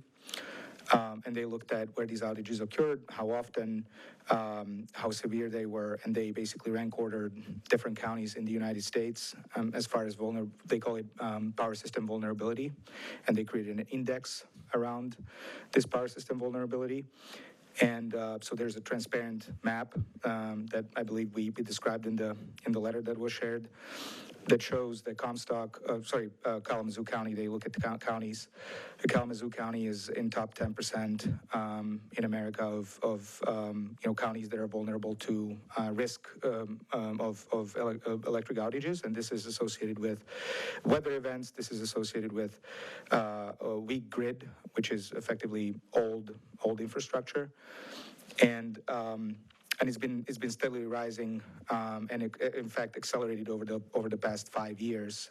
It used to be 9%, and now it's almost 19%, right? So it's growing, and this is not specific to Comstock to Kalamazoo County. This is U.S.-wide that growth, but it's happening, and so what batteries can help with is they're local.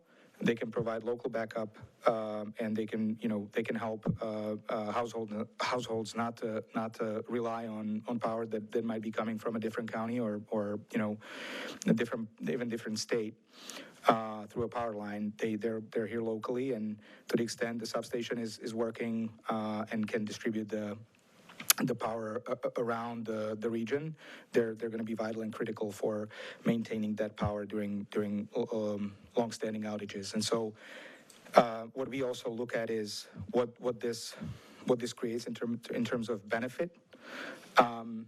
And if you look at residential impact on sort of households and businesses, and when you combine them, and there's a methodology I can share with you in detail, so that it's fairly actually easy to kind of reconcile. Altogether, you're looking at about $5.9 million of avoided damages in a year if every year you had 1 4-hour event, if business that is in the county went offline, whether it's a data center, whether it's a manufacturing plant, whether it's a household just losing everything that's in the fridge, you're gonna incur about $5.9 million worth of damages. It's hard to kind of imagine, but that's kind of what happens. It's more prominent for the businesses than it is for households, but all of that needs to be fixed, especially as this accelerates, right? The costs are getting higher, the outages are getting more frequent. We're talking about 1 event a year. If there's 2 events, obviously that doubles, et cetera, et cetera. And so what the BEST does, it brings that insurance to the community to improve the reliability locally, and without having anybody pay for it. Because yes, consumers or whomever will take the power from it, but you're not going to be incurring extra spend on fortifying power lines, that benefit not just Kalamazoo, but neighboring counties, Holland and whatnot. But this is localized, privately funded insurance policy for the town. So I think that those are sort of the mainstreams as we understand them. There's obviously a lot more. We talked about rec center potentially, which all of those details need to be hashed out and put on paper. But I think as a starting point, this is what we're seeing as a contribution to the town should this project happen. Any questions for Jan? Thank you, Jan.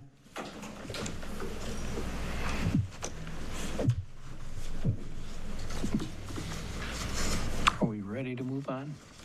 We are. I did have one question. I'm sorry you guys weren't. Okay. Didn't see me. We've heard some of the residents stand up and say that it's possible that their utilities would go up.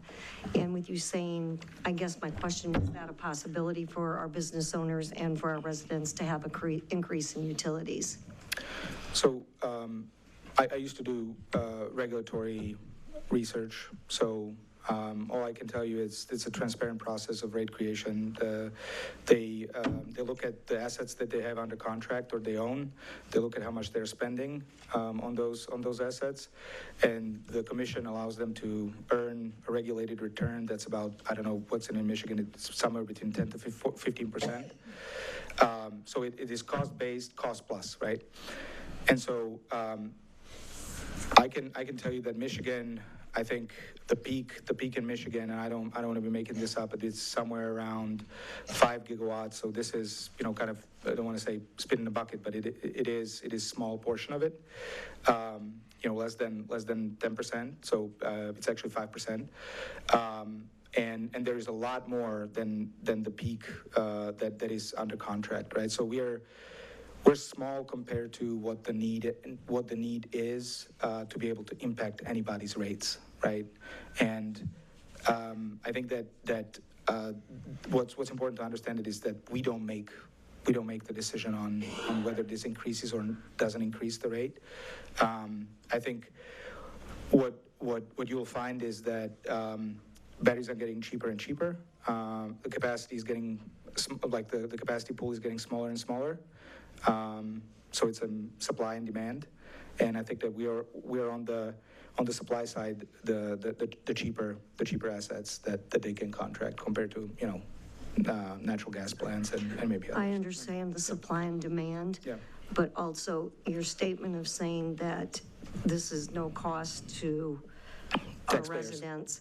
In a roundabout way, it will be, because when it's turned around and sold to consumers or whoever, we will pay for it. And if you saw the people in the audience, their faces as you were talking, it was quite interesting, because there were quite a few of them sitting out there going, yeah, right. But that was just a question I had, but No, I don't need any further again, comment. I think, Thank you. I think, yeah, a single asset, and this is, typically true, a single asset that's of this kind of relatively small size, has very minimal impact on anybody's rates. And on top of that, I would add it's mostly the operation and maintenance, in particular in Michigan and in the Midwest. What we're seeing is operation and maintenance of the power lines they're getting more and more. If you look at your bill, look at what the energy costs, which is us, and look at what the power lines cost, the distribution, the transmission, and you'll see kind of where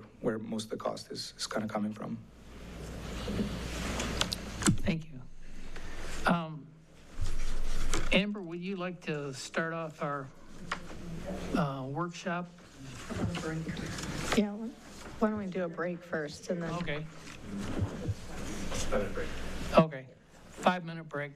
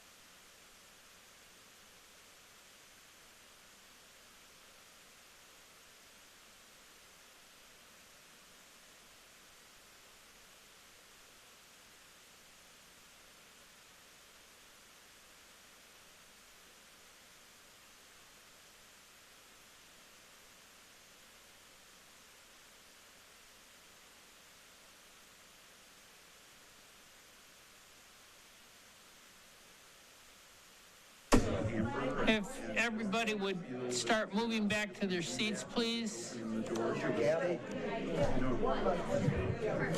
Oh, is it inside the box? Yeah. Can't get it out, though. You can. No. They say either give us or we're going to get it in you. But does that mean we should capitulate? I mean, do you when you get threatened? Lay down. Please find a seat. I just want the one.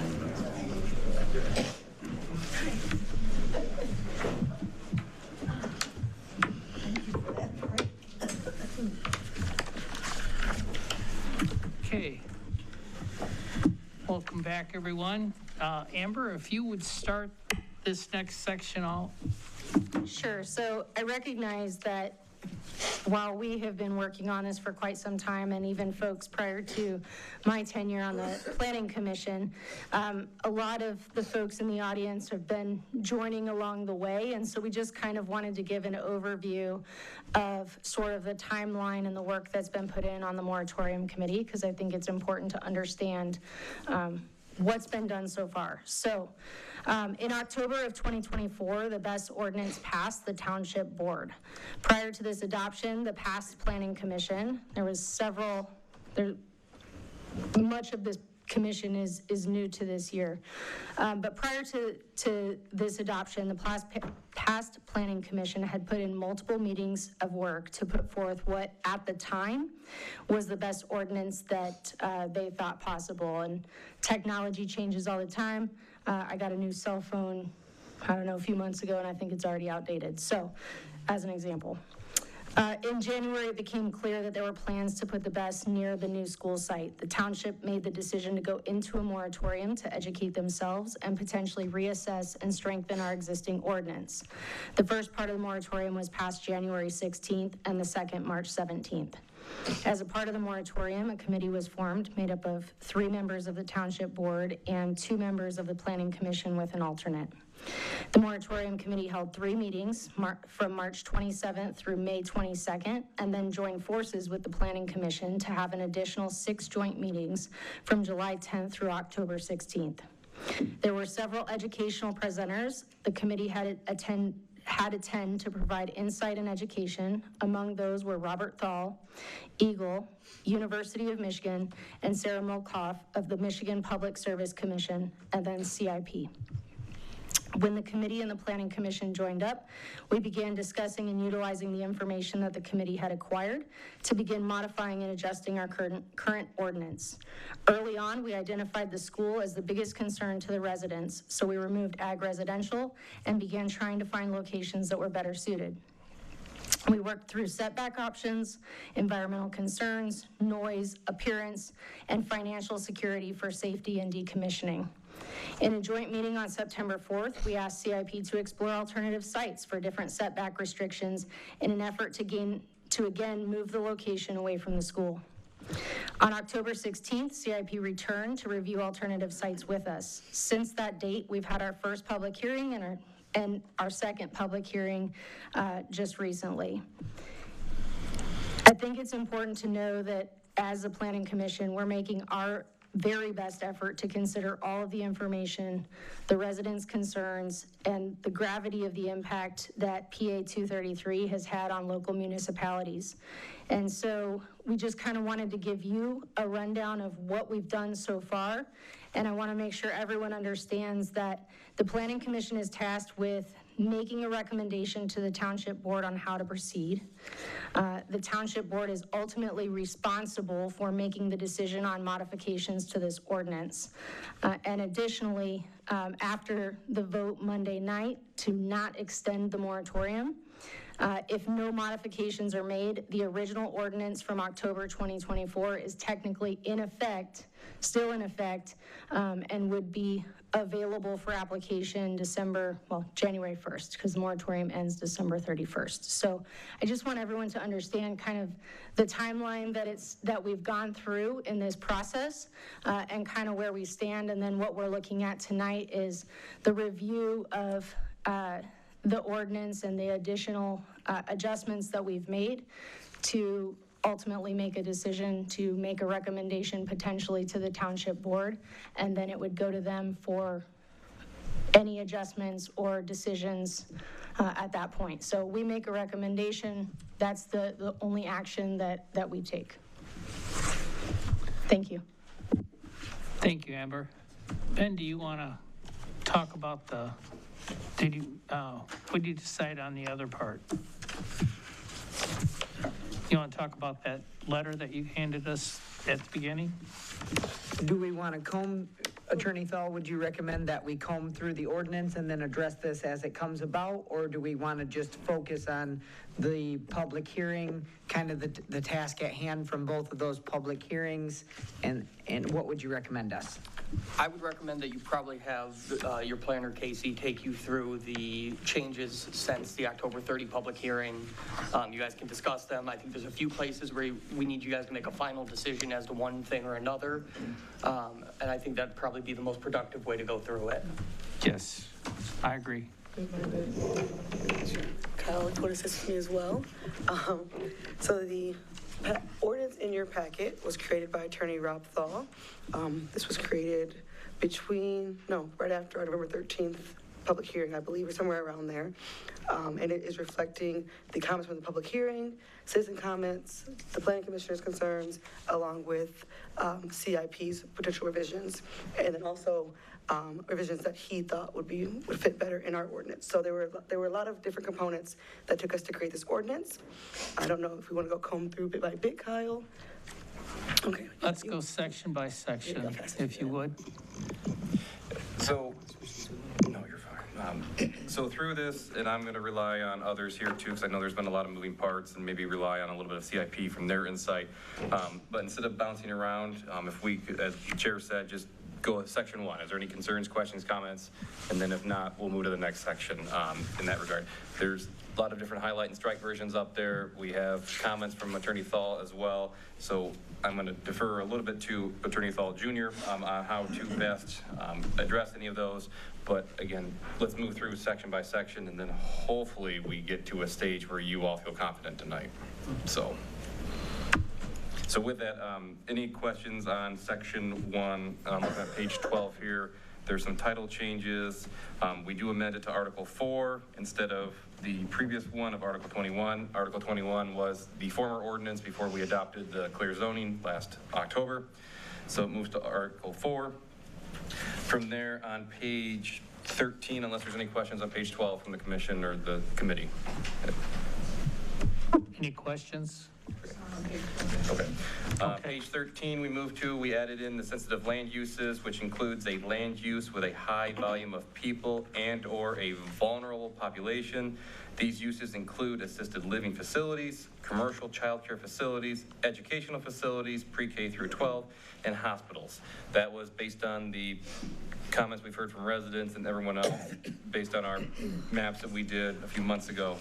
That's why that's now been added in there. Kyle? Yes. And I just think it's important to note that if a project is cited through the state of Michigan, the setback would be 300 feet. So we are taking a chance that this could be 300 feet from the school, and we have added 2,000 feet. And still have a developer here that has not applied to the state to make it 300 feet. So I think it's really important for the residents to know that that is what we're tasked at. It's a real roll of the dice. I have received the letter as the chief elected official that the developer is working through the process to apply through the state, and I've accepted an offer to meet, and I have met with the developer. So the wheels on the bus to go to the state are something that is going. So at one point it would be, they are still kind of working through this with us to see if we can reach a compromise. Thank you, Kyle. Well, thank you, sir. From there, we move on to as well discussing the battery energy storage system large off-site overlay zoning district. I know there was some discussion, I feel, on how to best do that. I don't maybe have the most current thought on how we went there? I don't know, Mr. Martin, if there's been discussion further on that, or Casey? I think that maybe if we comb through the ordinance, I think that is going to be a deliberation. Okay. We also removed, as alluded to earlier by Amber, the AGR district as a permitted use, so now it's LM and M, unless we talk about an overlay potential, and that's on page 13. Any questions on 13? I have a question, and it's because the definition of the overlay is later in here, so maybe it's somewhere in here, but I just want to confirm all of it. Never mind, I see it. So we're keeping everything, light manufacturing, and a potential overlay, all as a special exception land use. None of them are permitted use. I want to confirm that. Correct, as written, yes. Perfect, thank you. I will also share that with this ordinance, the overlay is no longer that south of I-94. It is the floating overlay that we discussed on the 16th. In Casey, the planning commission would be tasked with picking one or the other, though, correct? What it would be either to pick the floating overlay or to pick the overlay south of 94? Yes. Okay, thank you. And as a reminder to the commission and those in the public, we did hear from CIP recently on the, we'll say, non-feasibility of an overlay district south of 94 based on the infrastructure needs and the availability of connections. So that's where we started to shift to a floating overlay. So, any other questions on 13? I just think it was important to note on the ag residential, the striking that from the zoning was due to proximity to, we don't have large farmland parcels, so there is a mixture of residential dwellings in there, and then there is a school, there's local businesses. So in our ag residential district, we have smaller chunks of farmland, houses, businesses, and so the idea was light manufacturing, and manufacturing kind of puts it more of a practical use from the deck of cards that we can deal from. Thank you. Further questions on 13 from the commission? We get into page 14, where Attorney Fowles mentioned that he's added the overlay zone language to other provisions. And then also we did modify going back to 300 feet from an occupied community building and dwelling on non-participating parcels. And that was for the industrial districts. And that was to make it more attractive in those areas and not use up vital residential area. Correct. The way that it's written also states that that would apply for the overlay district as well. Say that again. So the 300-foot setback as it's written would also be the only setback in that overlay. We don't have an extended setback beyond the sensitive land use. So the sensitive land use protects those sensitive areas in any of the zoning districts, but it doesn't protect against a home by itself.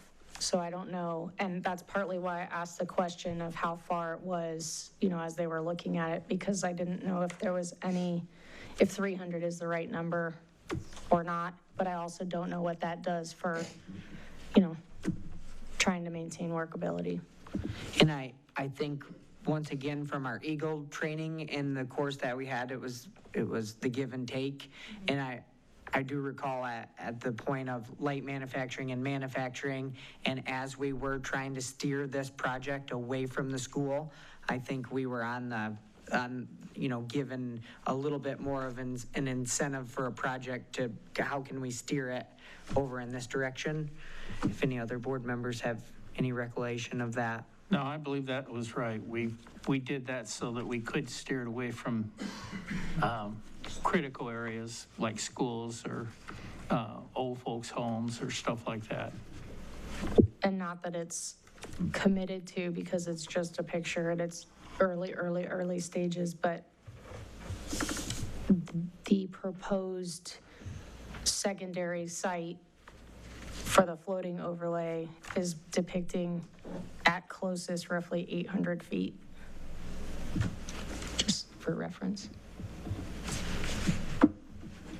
And then as a reminder to the commission as well, because these are special land uses, there are additional rigors and scrutinies that a site would have to go through for even site plan approval. And you have been through that enough that we have provisions that would help protect adjacent communities and property owners, so. Kyle, can you go into that a little more in detail as far as that the original ordinance that's developed is not the, it's not the only layer, it's not the end of everything? Ben's putting you on the spot, Kyle. Well, see, that's the binder. No, so from that, as soon as I can find our standards in here, with Article 6, I can highlight some of our procedures for the special land use. All right, so special land uses for us is Article 6.2. And then when we get in here, we do have provisions to help safeguard the general health, safety, and welfare of the community.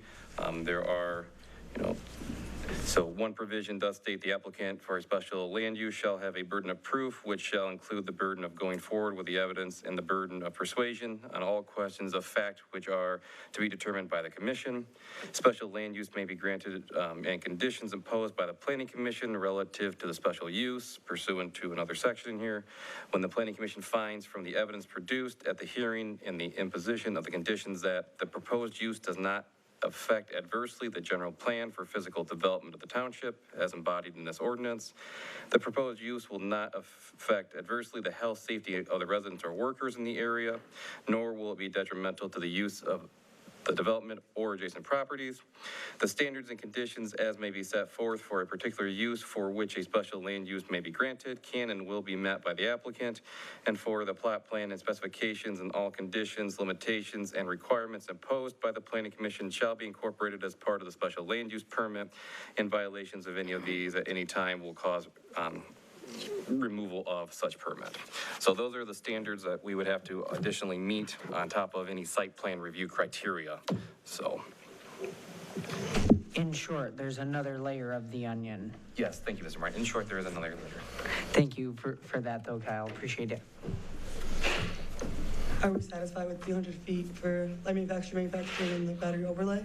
I have a question, not necessarily totally ordinance related, but in terms of the special land use.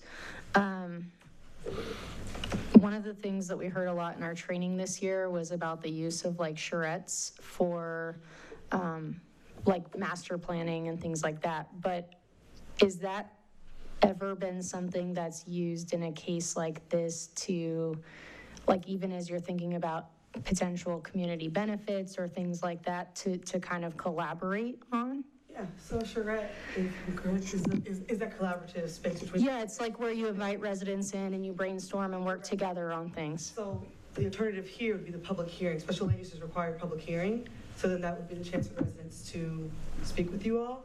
There's not usually that back and forth. And so I don't know if that's something we could discuss and have that, but.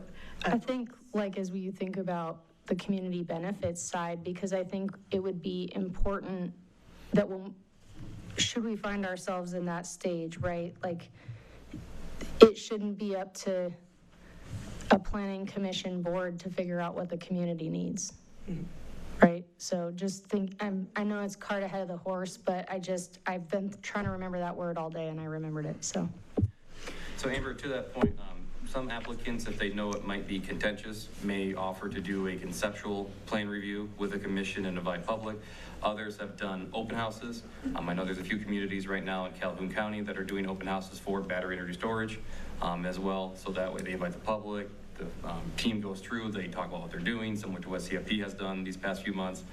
So there is that ability, but that's more on the applicant to address those public concerns. So long as they meet the requirements of our ordinance, that's what we have to go by. So someone can go above and beyond that to help facilitate, but as long as they meet what's required. Right, no, I understood that in terms of site plan. I was thinking. Mr. Chair? Yes. Amber, were you thinking in terms of one of the previous presentations where we talked about the recreational development, and in one of our previous presentations, the golf course was proposed as there would be a spot on the golf course that would have the battery energy storage, but according to our master plan in the northeast quadrant, it's parks and open spaces. So being that you see on the map, the golf course, that whole thing isn't gonna be chock full of batteries. There's gonna be an allocated spot for the battery energy storage system. And then along with collaboration, community benefits, and special exemption through the Planning Commission, there could be negotiations for community benefits such as green space preservation, maybe walking trails, maybe, you know, Yeah, something I think like CIP frisbee was- golf or what you were saying is to have a little dialogue with the community on if that were to happen, what it would be. Yeah, so CIP just had offered, like in good faith, of trying to work with us and trying to align with what our community is trying to accomplish, that perhaps there was a way that they could help with some of the space that they wouldn't be using. And I just thought it might be a good tool to really make sure that, should we find ourselves in that place at that time, that the community is a part of and represented in some of those conversations. That's all. Thank you.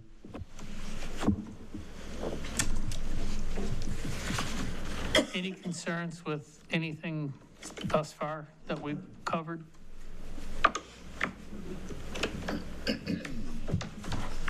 Guess we can move on. Page 15 has strike through, some generalized comments. We've also added in a minimum setback of 2,000 feet is required from sensitive land uses that is defined in this ordinance. A few other grammatical changes in here as well. Under, looks like it would be 8 now, sound. The system may not generate a maximum sound in excess of 55 average hourly decibels measured at the property line of an adjacent non-participating property. So that has been added in, and then a strikeout too of impacts on battery energy storage, so. Yeah, if we could circle back to number 5. Yeah. Attorney Rob Thal had a comment, but I'll let Attorney Thal discuss. Yeah, so CIP had some proposed language that would measure the 2,000 feet. I believe it's from structure to structure. So our recommendation, rather than that, would be to measure it from the perimeter fencing of the facility to the outer wall of the sensitive building, which is consistent with PA 233 and state law. So, but that's a decision for you guys to make, how you want to have that measured, whether it's from the perimeter fencing to the outer wall of the building, or if you give them from structure to structure. I would prefer to see it from fencing.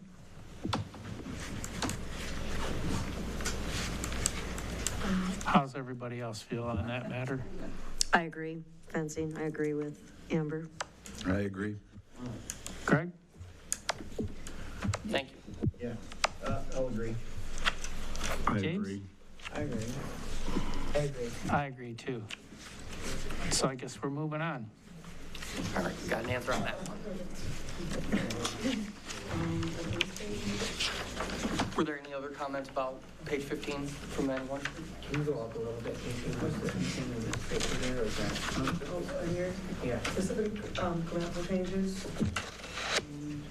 And then 8 is taking it at the property line for sound.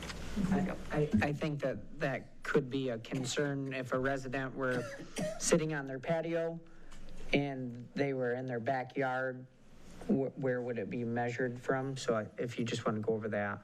So it'd be at the property line of the adjacent non-participating parcel.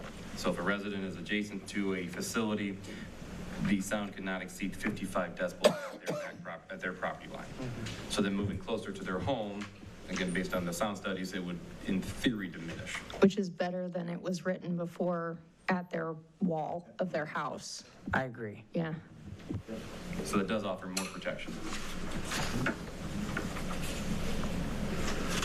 Anything else for 15? Anybody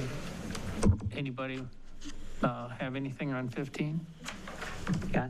If I can, just a quick clarification on the. Liz. Can you go to her microphone, please? Absolutely. Sorry about that. Just a clarification on the 2,000-foot setback. Is that from fence to fence or property line to property line, or is it fence to structure? what is it that's being proposed? Because right now, as defined in in this ordinance, I don't have it in front of me, and I just want to make sure.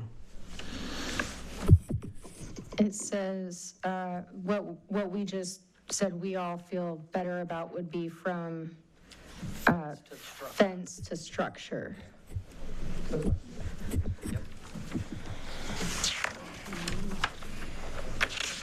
Any other concerns? Not to muddy the waters, but just for clarity, so that means when anyone puts a fence up, we're measuring it from where that fence lies on their property, from the separation to the nearest wall 2,000 feet away. Just want to be clear on that, so if we ever get a site plan in, that's what we're looking at, so. That's what the original ordinance was too.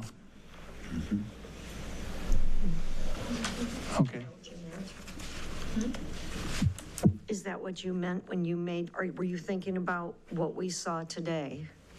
Is that why you were, because I was thinking more of like what we saw today, measuring it from the fence line. That's what this is, I think. So the fence, the perimeter fence around the battery units would be measure point to then the structure of a non-participating property. Yep, exactly. Right? Yep. Okay. Nothing on page 16. 17, since our ordinance hasn't updated, our zoning ordinance, we have to update the section numbers as well, so there's a minor change there.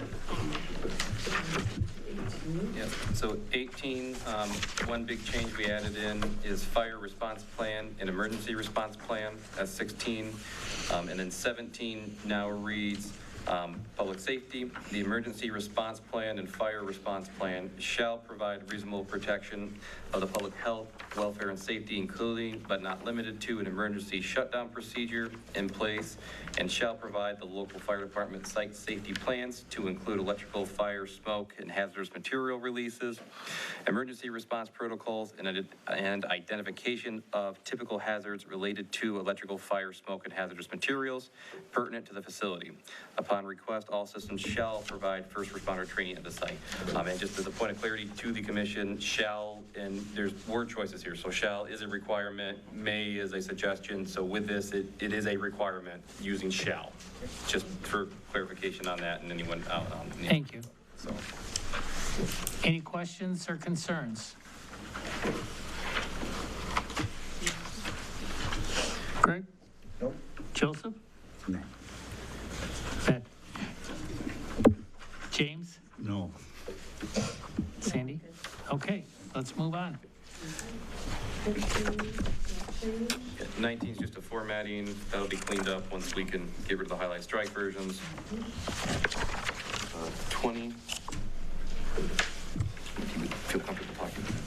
Yeah, so in subparagraph B on page 20, CIP proposed some language here that would read, a recorded copy of the decommissioning agreement shall be, instead of submitted to the township, executed and recorded upon issuance of a building permit, or if a building permit is not required, within 7 days prior to commencement of construction. A proposed draft of the proposed decommissioning agreement shall be provided to the township within 30 days after special land use approval. Okay, so they have to get the agreement to you within 30 days after any approval would occur, and then, but as you'll see later on, there are requirements for like a preliminary decommissioning plan as part of the special land use process, and then it would be finalized within 30 days after any approval. And we don't see any issue with this type of language addition.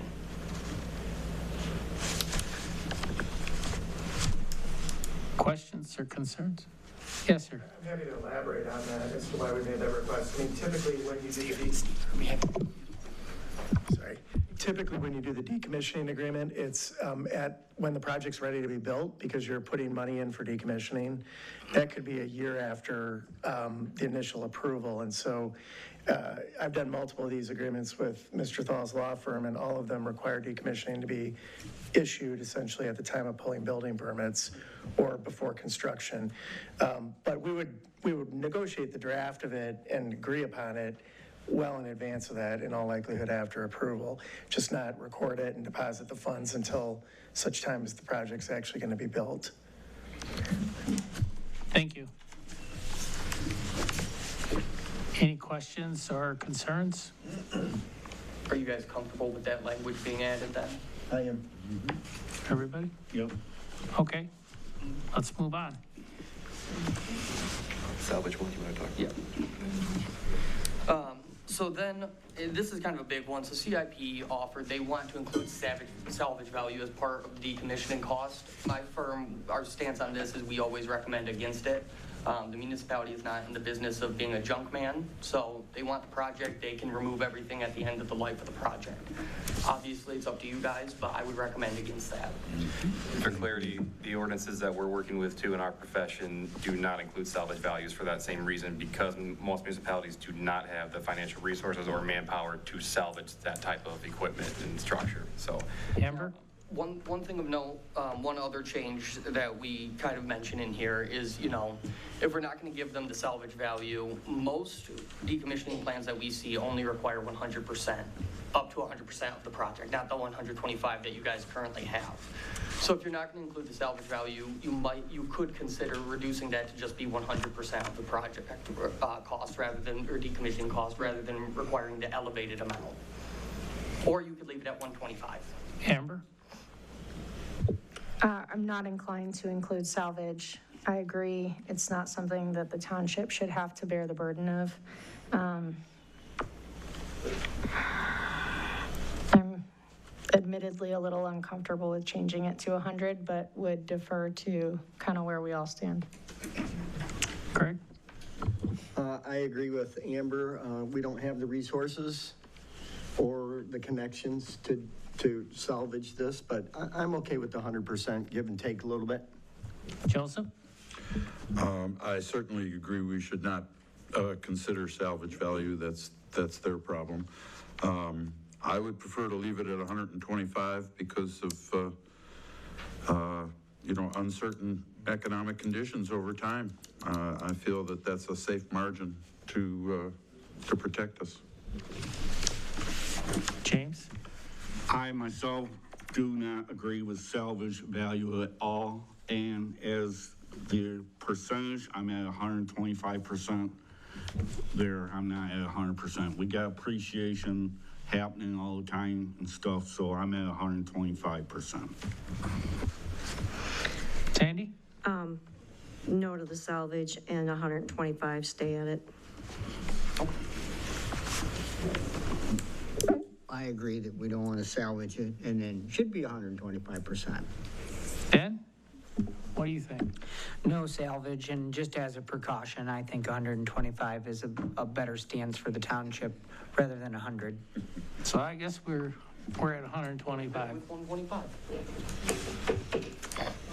Anything else? Just more strikes for I think that's changes, and that's it. A question. One more. Go ahead. Mr. Chair, may I? Yeah. Question, Treasurer Bloomfield, did you, in a meeting prior, you had mentioned named individuals to keep an eye on the bond? I did, and I have asked to have that put in 2 times for sure, possibly 3. Let's get it done today. Right, well, with that, I was waiting for us to move forward with that next red and blue. The other things that I have researched, and maybe Attorney Thal could help with this, with the bond or other, I don't like the word or other financial surety in there. I would prefer to see a trust, and the trust be put up just for the decommissioning. And I had asked to have people appointed, positions appointed that needed to be notified, like one would have been the chair of the planning commission because they're appointed, to the clerk because that person is the record keeper, and 3, the township supervisor, because the whole process has been through the supervisor in this. So those were the 3 people that I was asking to be notified in writing for the trust or whatever we end up putting in there at this point. Treasurer Bluefield, I believe that might have been at our discussion when Attorney Kaufman was working with us, so that might not have been transferred when we were doing the shift. So that's why, but I do recall that. So just to clarify, you're asking for supervisor, treasurer, and PC chair? No, I said supervisor and the clerk because she's the record keeper. And then I thought we should have had one appointed person also, which would have been the chair of the planning commission. That way we have with elections and different appointments, we're covering our bases to make sure, because that is something we do not want to let slip through the cracks. That would leave some overlap. Yes. I totally agree. Would you be, Treasurer Bloomfield, inclined to also include the superintendent? That would be fine. I don't have a problem with that. And Mr. Etsy has a question. Please come to one of those. Thank you. I just had a point of clarification. So I'm not really familiar with the concept of a trust for these. Would that work? There would be some sort of a trust with the township, and who would be the trustee? And then would we be putting a bond into the trust? Is that how it would work? I just am not familiar with this process that way. I bet you're not, because I know it's going to protect our township. No, I mean, it's okay, it's okay. So I'm going to defer that to legal counsel because it's the research that I did, and I just feel like a trust can't be broken. It needs to, a trust is a trust. It's hard to do away with a trust. Yeah, I mean, I think it'd be fine as long as the concept is still putting a financial surety like a bond. Yes. I mean, putting cash, all cash would be prohibitive. I understand. So, okay. Yeah, and it does, I just wanted to make sure. Yes, I understand. I think it's putting a bond into a trust so that we ensure that those funds are exclusively used for the purpose of decommissioning and don't get nobody else gets their hands on misallocated. And the overlay is so it doesn't fall through the cracks. Basically. And Mr. Chair, may I?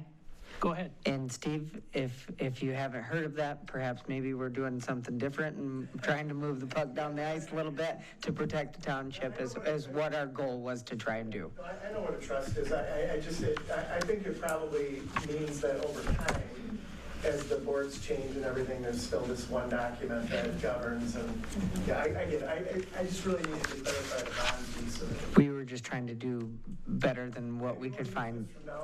Yeah. Due diligence, that's what we were trying to do. Thank you. Okay. Be ready to move on? If Kyle's got the changes. Yep, all four. Thank you, Kyle. Of course. Okay, so then page 21, we get into the fire response plan. I promised Mr. Beauchamp I would not try to put him on the spot, but if we could pull that up, make sure he's happy, Chief Beauchamp, with these in here, just since we are workshopping this. So I apologize, Chief Beauchamp, I'm putting you back on the spot, but what... Do we have a copy we could let him read? Borrow mine. Yeah. But I'll go through it as well for those who maybe it's challenging to see up there. Fire response plan shall include evidence of consultation or a good faith effort to consult with local fire department representatives to ensure that the FRP is in alignment with acceptable operating procedures, capability, resources, etc. Is it FRP, is it right? Is that the term? Okay. Fire response plan. Perfect, awesome, thanks, Chairman, right. Description of all on-site equipment and systems to be provided to prevent or handle fire emergencies. A description of all contingency plans to be implemented in response to the occurrence of a fire emergency. A commitment to review and update the FRP with the fire departments, first responders, county emergency managers at least once every 3 years. An analysis of whether plans to be implemented in response to a fire emergency can be fulfilled by existing local emergency response capacity. The analysis should include identification of any specific equipment or training deficiencies in local emergency response capacity and recommendations for measures to mitigate deficiencies. 6, the means by which firefighters and other emergency services personnel can access and shut down the system on an emergency basis. This information shall be provided to the township or other appropriate agency managing emergency response. 7, a 24-hour emergency contact telephone for use by emergency services providers. 8, the FRP must meet all requirements of the Clean and Renewable Energy and Energy Waste Reduction Act as amended, MCL, so forth. 9, other information the applicant finds relevant. And then we get to other sections in here as well. So on just page 21, any questions from the commission or Chief Beauchamp, again, on the spot, apologies, so. Mr. Chair? Yes. I have a question, Chief Beauchamp, and this may be, just since we're on the topic, and it may be more along down the lines for special exemption, will you, and if you don't have an answer now, that's fine, would you see that you would need paved surfaces to access the battery area, asphalt surfaces, or would you think gravel surfaces around that area access? Say, like today, we seen that the containers were fenced in, they had an asphalt driveway going up to them, and then around each container. So just inside or outside of the fenced area are you just talking about? to access it all, to get to it and into it. And so I just, as the applicant would be here, so they could start forward thinking, so the commission would think about it. We'd just like to hear your perspective. They also mentioned that the turns were based off of fire department recommended of what your turning radius is in your truck, sure, right? that's very familiar. We do an overlay with our apparatus, so they would have that. So,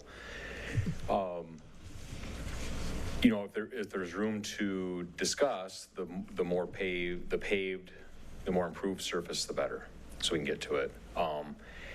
And for one reason, if we did have to protect in an extreme emergency the other structure, we could get there in position right. So if the rating was for fire apparatus, you know, large fire apparatus, we would be comfortable with that and maintained.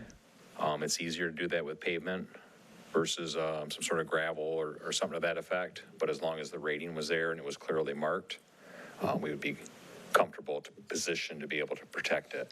Other than that, we're pretty much staying out of it, you know, per se. So we have seen options, even a housing facility on H Avenue where there was a provision made with an improved surface that wasn't pavement, but it was rated for our fire apparatus. So the more the better, but as long as it's rated for and marked, we'd be comfortable.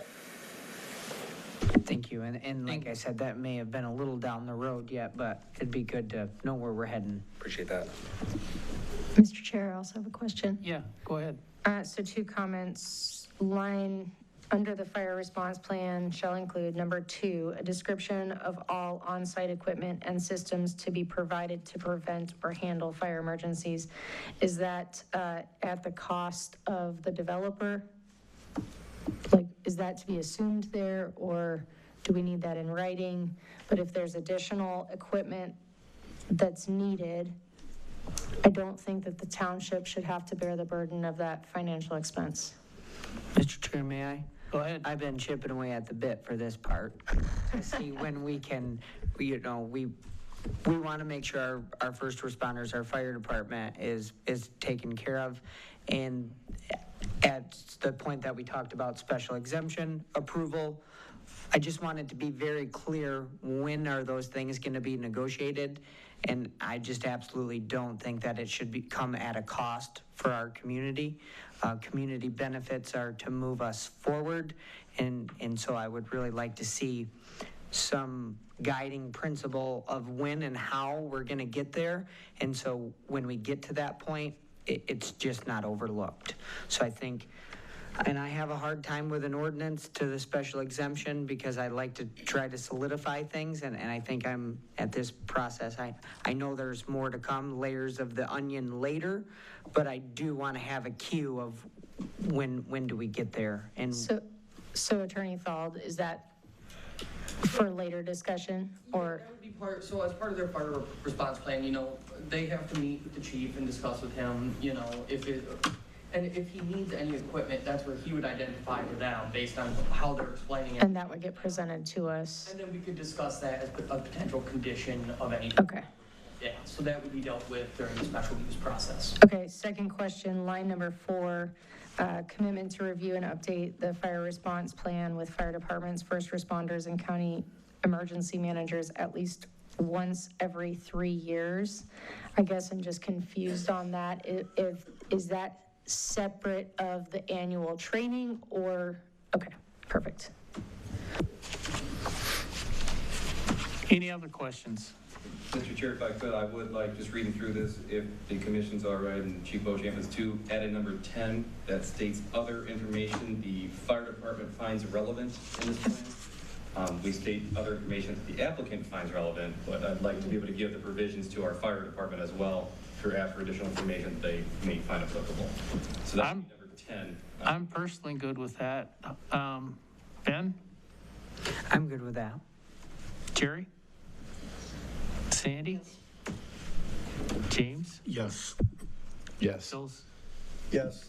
Okay, we're all on good with that. And Chief Beauchamp, is that all right to adding in provisions? Yeah, that'd be a plus for sure. Good catch. Mr. Chair? Yes, sir. Chief, do you have anything that you'd like to see added to this? No, I really don't as far as this section. One that was just floating around my head, I think it was earlier addressed in the draft I had. I couldn't find it, but we talked about public safety and welfare. But there wasn't a note in environmental in the response. And I couldn't find that section. It was earlier on. I was scouring my notes, but there was a lot of public safety, the health and wellness of people, and I'm paraphrasing, but there wasn't an environmental noted in there. In what regard? One section you were just reviewing previous to this, but I didn't have it in my version. I have an older one, so. Oh, this is a later version, and there's a lot of versions out there. Yeah, I noticed. I believe, yes, that is it. Unless I overlooked it, I was just looking at the screen. If there wasn't, a lot of the fire department's response, emergency management, we're looking at the life safety first, but the environment is part of it. If it's not second, it's third. So having a note in there in regards to our due diligence with that as well, our third due diligence. Okay. Any other questions? Kyle, were you able to add that? Find a spot for it? So we're looking at page 18, just for clarity here. So we're going to public safety section, Chief Beauchamp referencing, I'll work with Attorney Call, but it would then be a provision that Attorney Estes as well for environmental review and protection as well. So that's I don't know what subsection, but number 17 on page 18.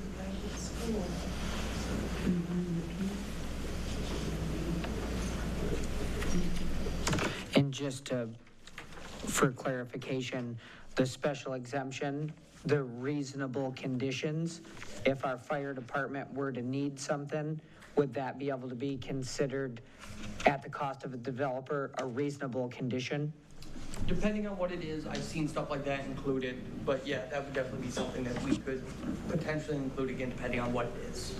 And then, so Chief, then perhaps maybe through Casey and then the Planning Commission, the list that you would have then they would know what to expect, and maybe there would be some sort of way to have some dialogue, that way they could be in your camp making sure you get what you need. Sure, that sounds good. And we did, since I met last time, we did review that.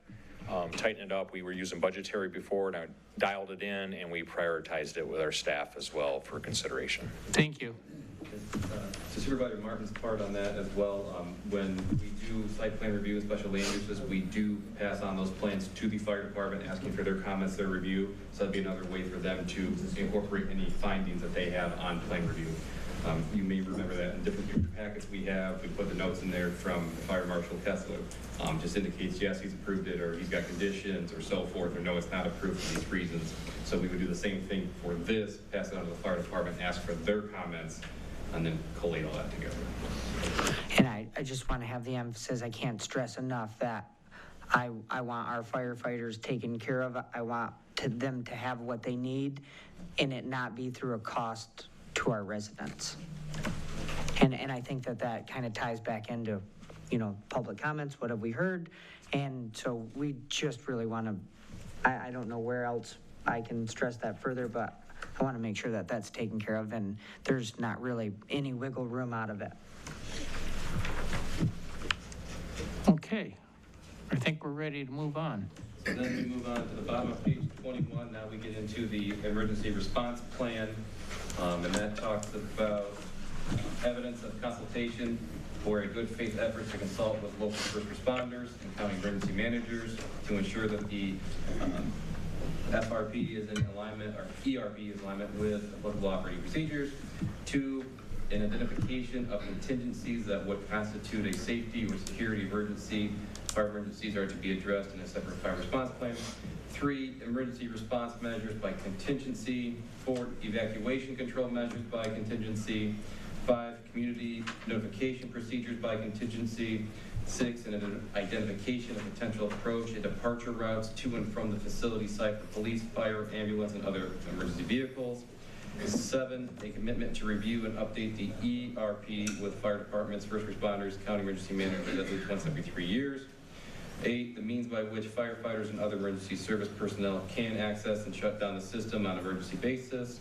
This information shall be provided to the township or other appropriate agencies. 9, a 24-hour emergency contact telephone number. 10, an analysis of whether plans to be implemented in response to an emergency can be fulfilled by existing local emergency response capacity, and identification of any specific equipment or training deficiencies in local emergency response capacity. So, Mr. Martin, I think that addresses what you were getting to earlier. Is this the section where we would ask for someone on site? That would be a part of special land use. Or would we put it here? So, and this is why we have legal here. In my mind, when we talk about reasonable conditions, I also want to make sure that if you're imposing reasonable conditions on one applicant, it's reasonable on others so we can replicate it. So if you wouldn't ask for emergency response personnel or other employees on site elsewhere, I'm a little leery, but again, I'm going to defer to legal counsel fully on that. But in our opinion, it would be, what would you replicate other applications of similar manner? Mr. Chair? I, in my opinion, would absolutely not accept someone to not be there. If I were working on this, I think it would be great if they were allowed to be in the special exemption. I think that helps keep an ordinance that's not 75 pages long, and then we funnel into that. Similarly to what we mentioned for the fire department, as long as we know that that's where we're going, that can be in the, I think that that's a reasonable condition, is to have human beings at a facility in such as a. But not in the ordinance? I don't know that that's necessary, but wherever strengthens our case better, if it could be argued, I would rather have it and not need it than need it and not have it and get to special exemption and then it be argued that that's not a reasonable condition. Yeah?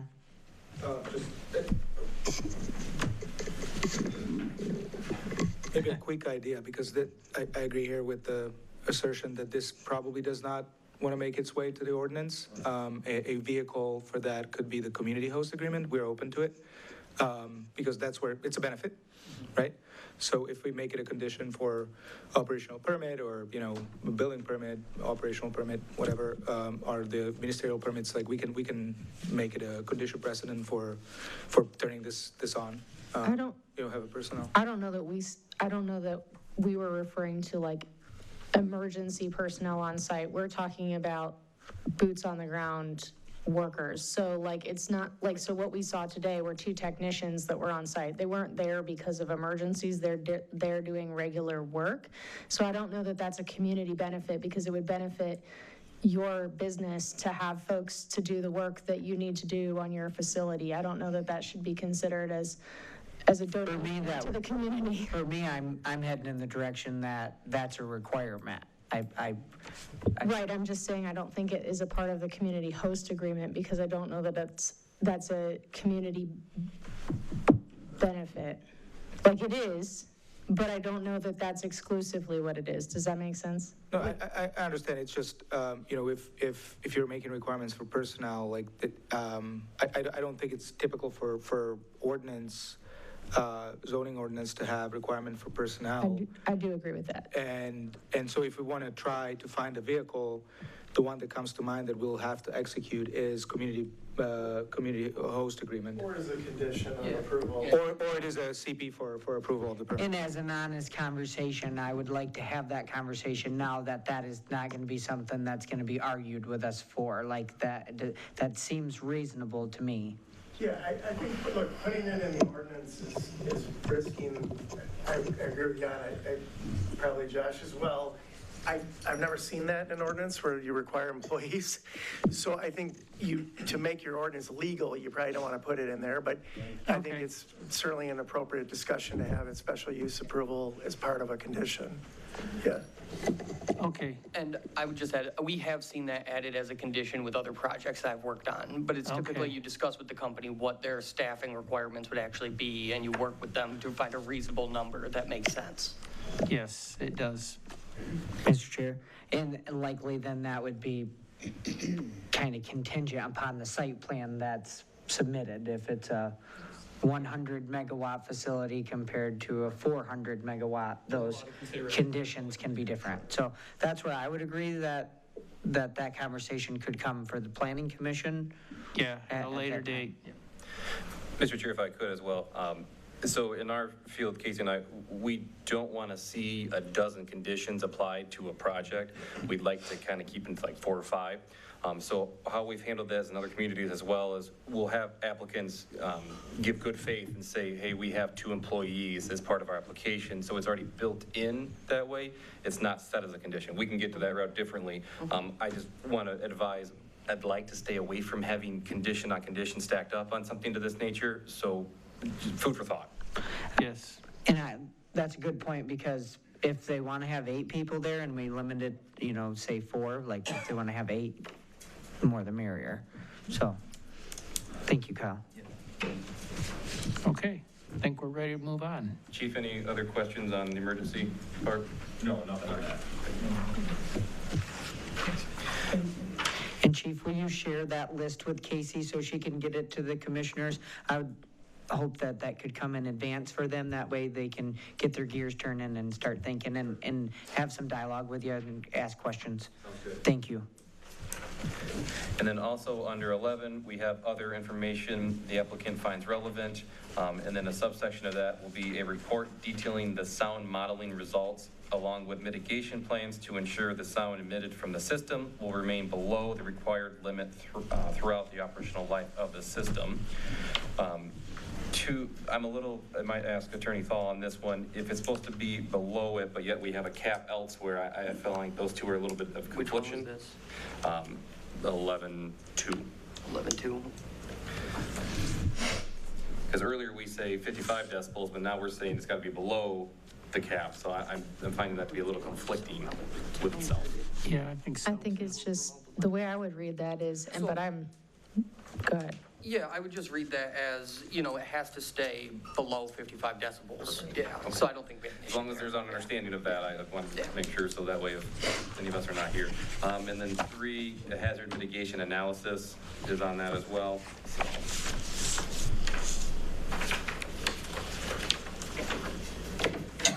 All set with page 22, any comments? Suggest something? Yes, sir. Yeah, go ahead. I would suggest that you change that hazard mitigation analysis to hazard mitigation analysis per NFPA 855. Otherwise, people could be making up their own hazard mitigation analysis, and you have no standard against which to judge them. NFPA, National Fire Protection Association, 855. Yeah. And David, to that point as well, as 855s that are updated, should we then also include as amended? Yes. Thank you. Yep.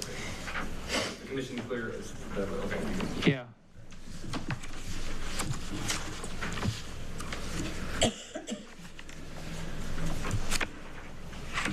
Kyle, do we want to add a number 12, other information that the fire department wants or the emergency services wants? Similar to what you did in the other one?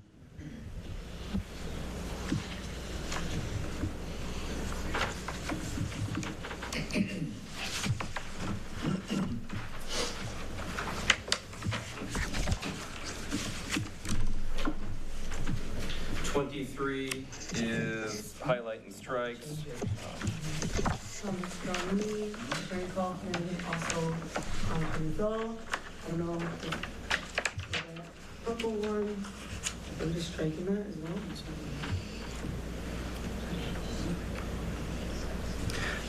So in case it looks like we're adding in 11, so XI to that. Okay. Yeah. Is how I'm reading this. Yep. And then everything else below that is being struck. They said that that would be special.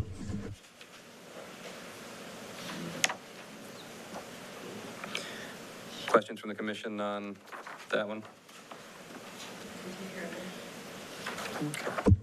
Any questions or comments?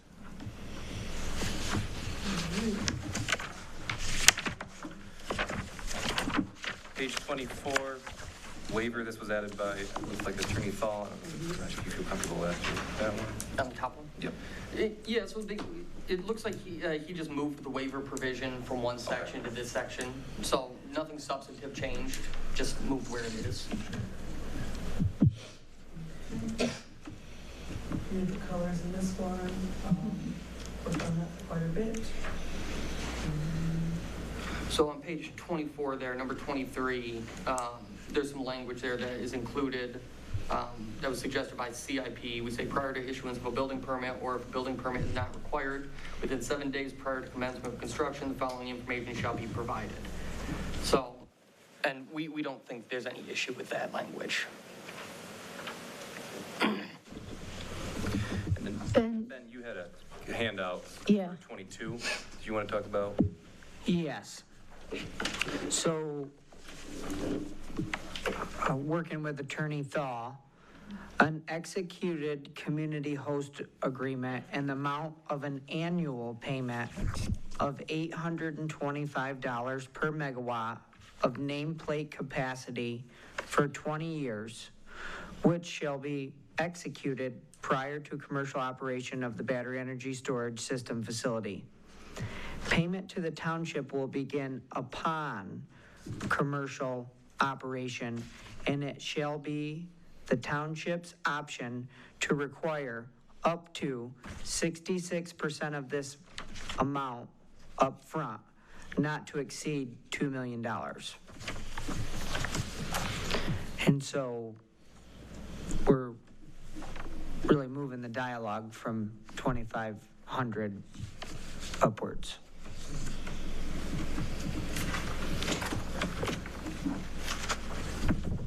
Any questions? No.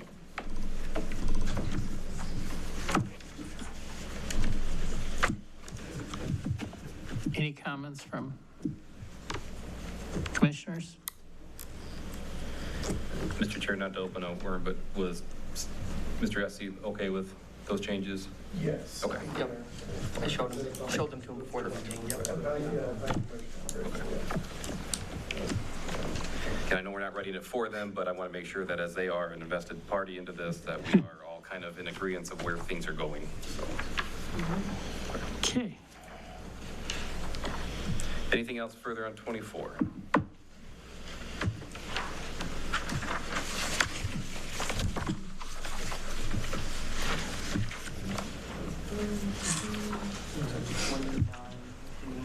Yeah, we get to page 18. And then that's where we can kind of start with the public hearing, correct? Yes. 26.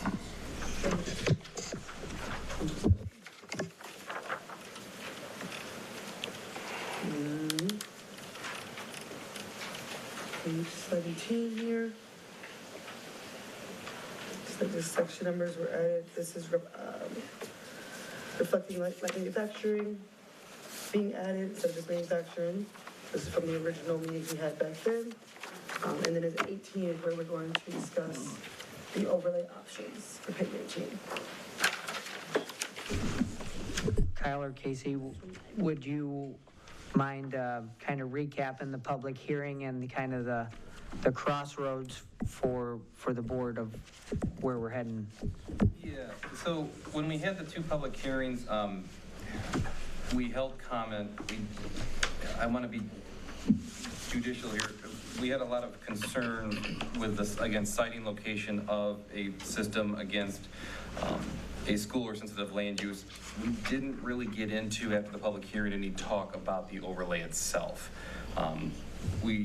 I also don't recall hearing a lot of comments about an overlay. It was, again, more of siting location near sensitive land uses. So with the overlay intent, with a floating overlay, Attorney Thal has made stipulations of what a applicant would have to comply to in order to apply for the overlay district in that regard. So with this being an overlay district, and I'm looking at page 29 of your packet, 18 of the ordinance itself, it'd be section 5, amendment to article, so forth. Battery energy storage system, large offsite overlay district.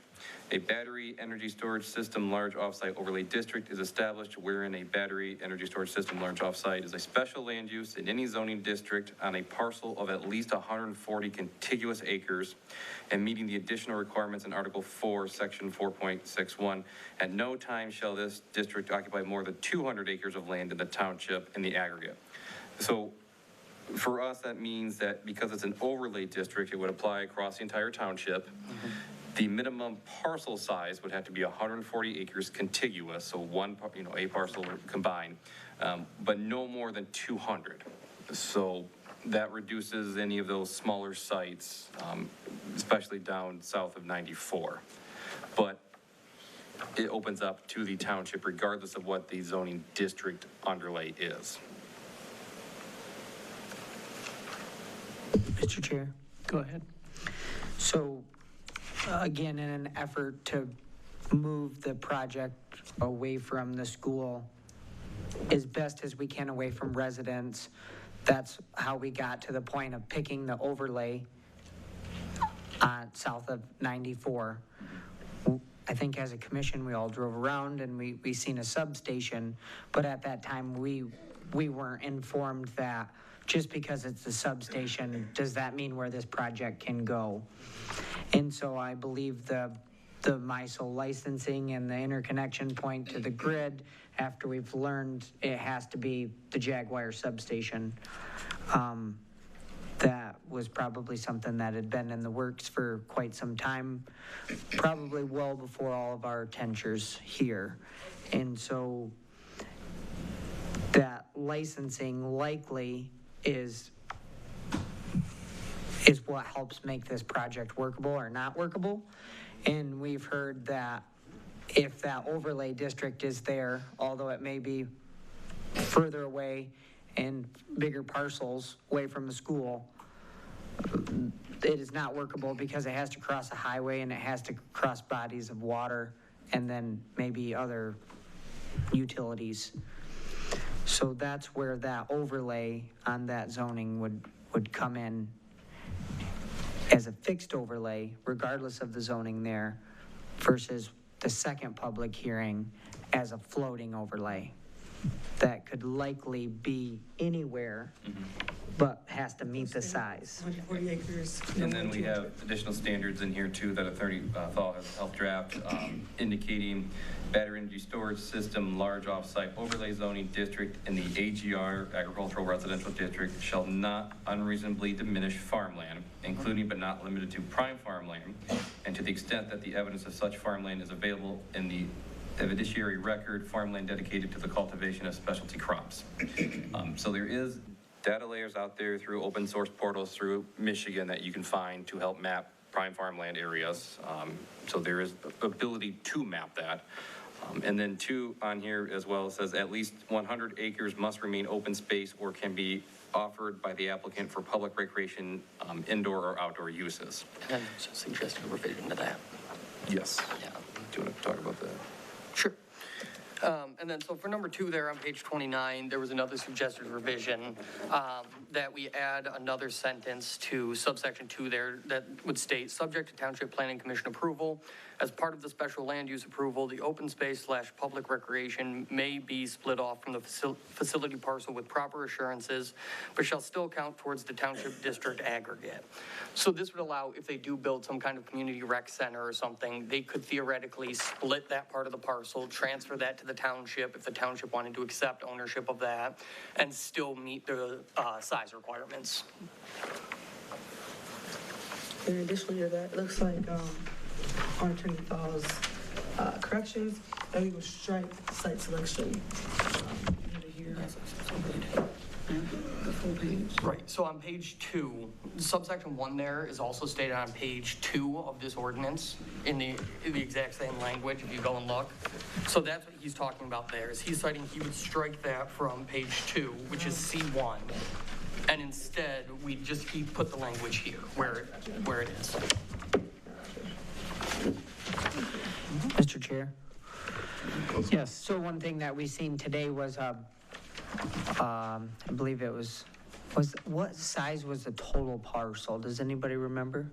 I thought it was like 5.6 acres. The whole farm. Oh, the whole farm? I think the whole thing was like 50 or 55, but they were only utilizing 5 point whatever. Right. And the rest was leased to a So what we long-term seen was, farmer. like Mr. Kreitzer said, the 100 megawatt system, a map would pop up likely at a local township meeting. A developer's gonna chuck full 55 acres full of batteries.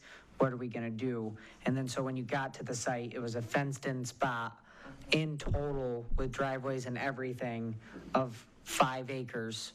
And then they put all the land surrounding it, I believe, into a farmland preservation and then let a local farmer farm it.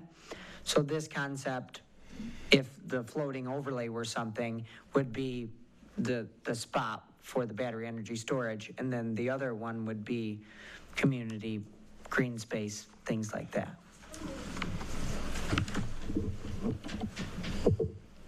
Any thoughts on what you've seen today as far as that, or that concept, or the footprint versus land preservation? It kind of seems like you do one thing, but then could be a net positive trade-off for doing it.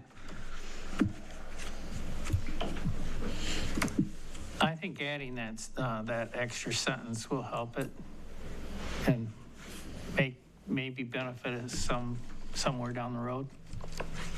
Amber? What do you think? Yeah, I think that it's beneficial to allow it to be split off. I think it works both sides, right? It's beneficial for the township in terms of what the developer may choose to do with that. It's probably beneficial for them because they still maintain property size, but maybe don't have to have ownership of that part of the property. And I also think that I think that when we think about the future land map use, right, originally, if I remember correctly, and somebody feel free to tell me I'm wrong here, that the golf course was potentially going to go to R1C. And so you would risk significant density being added to the township there. And I heard from the residents through both public hearings that one of the things they value about our township is the feeling of space and that semi-rural feeling. And so potentially as odd as it might sound, by going into this space with the battery energy storage and then having some preservation space, we might actually preserve more green space than was originally planned. Like it may be a positive impact versus cluster housing, so. I agree, and I like the fact that we're queuing into that's still a conversation to continue to be had in special exemption. It's another layer of the onion to get there that doesn't just get talked about, it gets handled. And I really like that this language is driving us there, so all parties know what to expect. Thank you. Greg? Nothing. Joseph? Nothing at this point. James? Nothing, thank you. Sandy? No, I'm good, thank you. Jerry? I'm good, thank you. I Okay. agree with what they're talking. So, Mr. Chair, if I could, just to give kind of a timeline for the commission here. So next, we need to decide what you guys want to do with the ordinance. If you want to make suggested changes, come back your next meeting, see it, and then go further from there. In a more broader timeline, once this ordinance is revised, adopted, however we have to do that, what happens is when we get an applicant in, Casey and I and an extension amount of team will go through any kind of application, we'll review it against this ordinance, we'll review it against the special land use provisions, we review it against the site plan provisions. It is anticipated there will probably be back and forth with plan reviews. And then once it is set to a stage where we're all comfortable with it, then it comes forward to Planning Commission for review and approval and public hearing. So that's probably from time of permit to you guys seeing it, probably 4 to 8 weeks, depending on how fast everything moves. So I just wanted to give that timeline as well, that this is not going to be an overnight, they can apply tomorrow kind of deal, and then you'll see it next week. This will be some time to take to review, regardless of what applicant it is for a facility like this. So. Well, I think we should move ahead with the changes, but I guess the board should. Amber? Well, all right then. Look, I'm going to preface what I'm about to say here in the sense of the fact that I think we've done a lot of work. I think that this has been a really long and deliberative process. And I think that it was made really clear Monday night that our time is limited. You know, the board wants the moratorium to end. And with holidays and meeting timelines, I'm not confident in taking a lot more time. So let's just, I'm going to make a motion that we recommend approval to the Township Board for the battery energy storage ordinance as amended with the revisions from Attorney Thal, as well as some amendments that were decided tonight to include measurement from the fence line in the structure, adding specific individuals to be notified of expiration of the bond and to include that the bond is placed in a trust, adding environmental considerations within the emergency response plan as Chief Beauchamp referenced, specifying the hazard mitigation analysis referencing NFPA 855, and the adjustment to the community host agreement in the amounts as proposed by Supervisor Martin. And I think lastly, the additional line around the overlay district allowing the separation of the parcel. I think I covered it all. Do we have support? No. I'll support it. Yeah. Okay. Casey, you want to do a roll call? Yes. Should we have discussion? Discuss? Yeah, let's discuss it. I have a question for Attorney Thal. We made changes tonight, but are they too drastic changes for our public hearing to still stand? Do we need another one, or is this? No. Nope, we don't have to reopen the public hearing. All of the changes address concerns that were heard at the public hearing, so we can continue to move forward. And as I and Jerry will not be making a recommendation prior to discussion starting, I just want to make sure that that motion is clear that that recommendation would be coming from the Planning Commission. And then I just want to be clear that from those two public hearings, that the floating overlay is the one that is being picked, if that language in that motion picks that up before discussion. I think her motion captured that. Okay. Discussion, Joseph? You're going to pick on me first? Yeah. Okay. First, I want to make a couple, we've all been here a long time. We've all spent a lot of time on this. I appreciate and honor all of you for your patience and the hard work that you've done.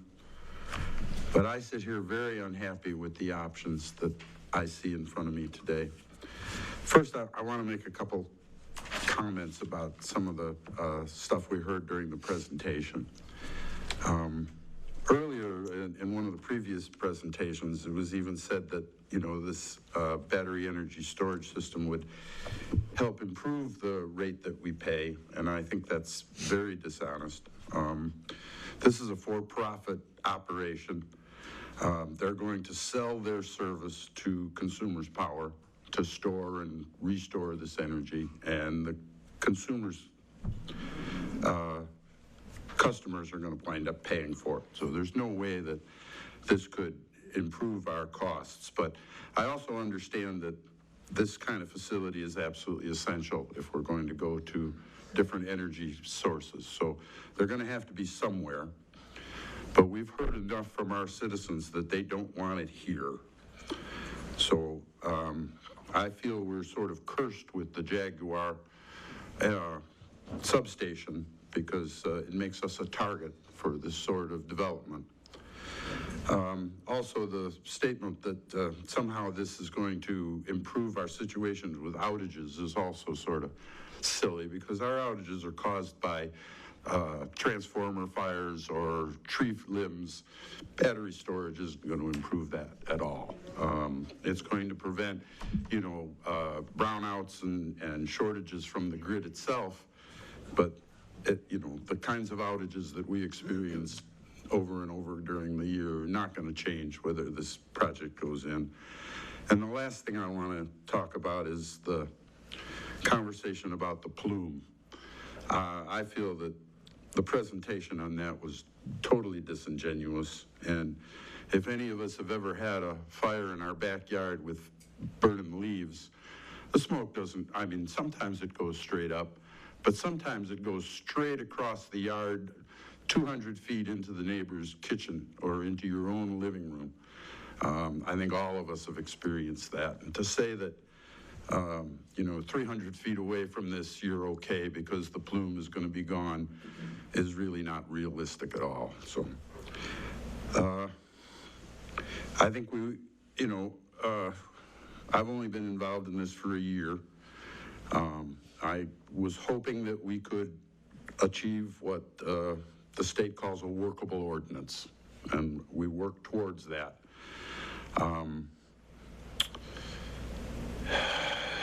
Unfortunately, and I felt that there were places in our township where this sort of facility could safely be placed.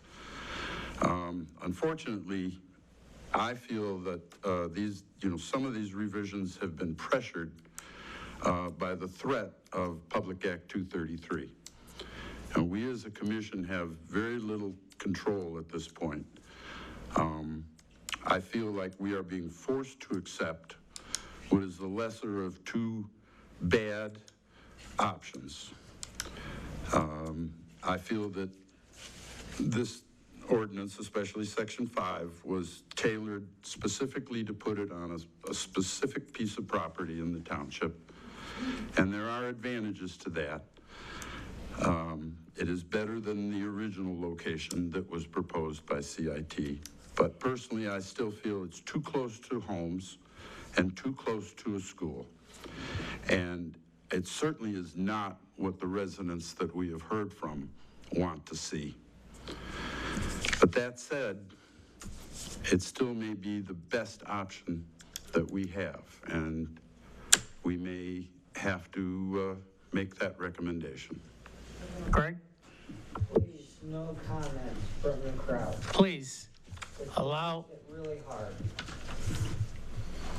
So we have to look at this ordinance we've been developing, not with CIP in the picture. This ordinance has to be for future investments by other companies. I think we need to take a look at it like that. In a perfect world, it'd be great to work on this for another few months, but I think we have a timeline. We've done our due diligence. We're not saying with this ordinance, hey, CIP is good to go. We're developing a workable ordinance with some great guidelines for other businesses to come in here. Thank you. Amber? So I just want to be clear that, first of all, I think Joseph said all of that really well, and I don't disagree with any of it. I don't put this motion in front of us as a recommendation coming from fear. I say it as we all have the facts in front of us of the timeline, the state process, the concerns that we have,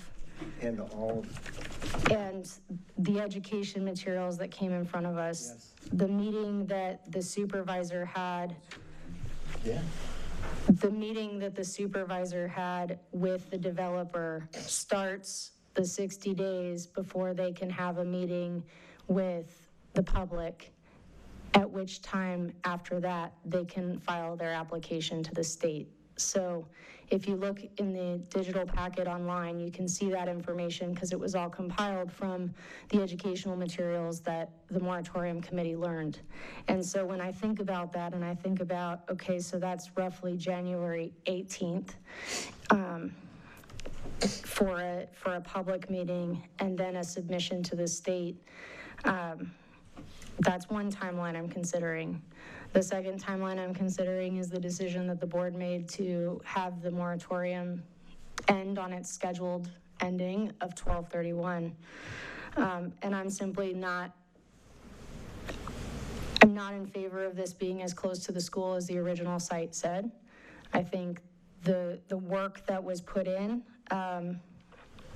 positions us better. It protects the school and it protects the residents better than it did.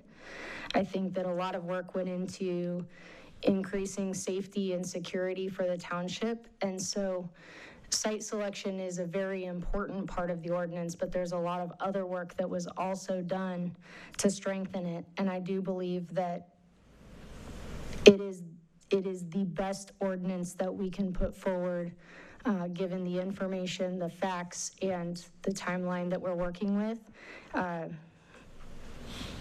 So that's where I stand. Thanks, Amber. James? Well, we have in front of us this ordinance that we have worked on. I have worked on this ordinance for 1 year and 11 months here. And when we went in a moratorium, we got educated more, and I do mean more educated about stuff that we needed to know. And I'm telling you, as of today, we went and visited the site, and I was very impressed, and I am very happy with this board and everybody that's worked together. I am looking forward to seeing where we go from here. Thank you. Sandy? It's always tough being the last one because everybody says what you're already thinking. So with that being said, I am very grateful to all my board members and to the Moratorium Committee, those of them that stuck with it to the end. And Supervisor Martin, you have been very impressive with this. You are to be commended. Absolutely, yes, indeed. With that being said, yes, we are in a situation with the state. I feel like what we did with this ordinance, we did the best we could to protect you, the residents. And this board works for you, the residents. When you stand up at this podium and you talk, we listen. And if you watch the other information that comes forward to us, the request for rezoning or whatever, we have you in mind and we do listen to you. This was really tough on all of us because we know how you feel. I just feel like where this JAG station was put never should have been put in the first place. None of us had nothing to do with that, but we're going to have to hopefully make sure that the Township Board understands why we wrote this ordinance the way we did and why we put in the things that we did to make it workable, but also to protect the school and the residents. That's it for me. Thank you. Thank you. We've worked on this, it seems like forever, and everybody's put in a lot of hard work and been very studious on every aspect of it, and I thank everybody. And I also thank Ben. Ben was really helpful in the moratorium at educating us. We thought we knew a lot, and we learned a lot more. So thank you, Ben. We have a motion before us. Mr. Chair, may I add one more thing before we go to any type of a vote? Okay. I just want to follow up on something that Sandy said. So she said that the board works for the community, and I want to be clear, we know that you don't want this. That's not an option. That's not something we get to decide. We don't have that power at this board. And so I want you to understand that we hear you, but that's not a decision that's before us today. And so I just wanted to say that. Thank you. Thank you. Go ahead, Sandy. Amber is correct, and that decision does go to the Township Board. So, and I did forget to thank Catherine Kaufman and Robert Thal and Casey and Kyle and Junior Thal. This has been a long, tough process, and I know that there has been a lot of push for Casey and for Kyle to get this finished, and we just appreciate your patience that you've had with us, because this is something that, if you haven't seen one of these battery storage units, like some of us sitting up here have, for these engineers to sit here or stand at the podium and explain to us or to you what it is, you really don't understand it till you go see it. I would suggest to CIP that you change how you do business a little bit with maybe some videos or a little more community outreach to educate people when they have pushback with you. Because I think you really could have saved yourself a lot of headaches or a lot of these frowns that I saw when we had certain residents at the podium and you didn't really agree with them. But I just think that I think you could have did a better job working with the community as far as educating when they were concerned citizens. But thank you. Thank you, Sandy. Did we get a second on? Yes. Okay. So we need a roll call. Can we have the attorney explain whether yay or nay?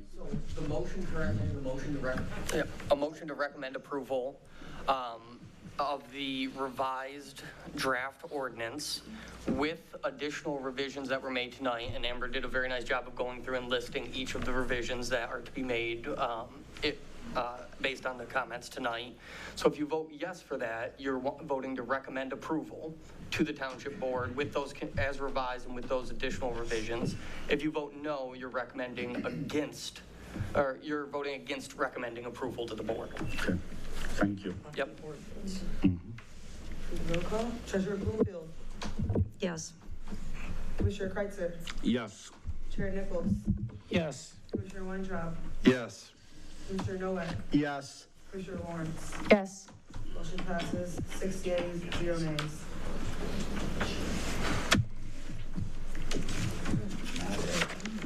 Thank you, Casey.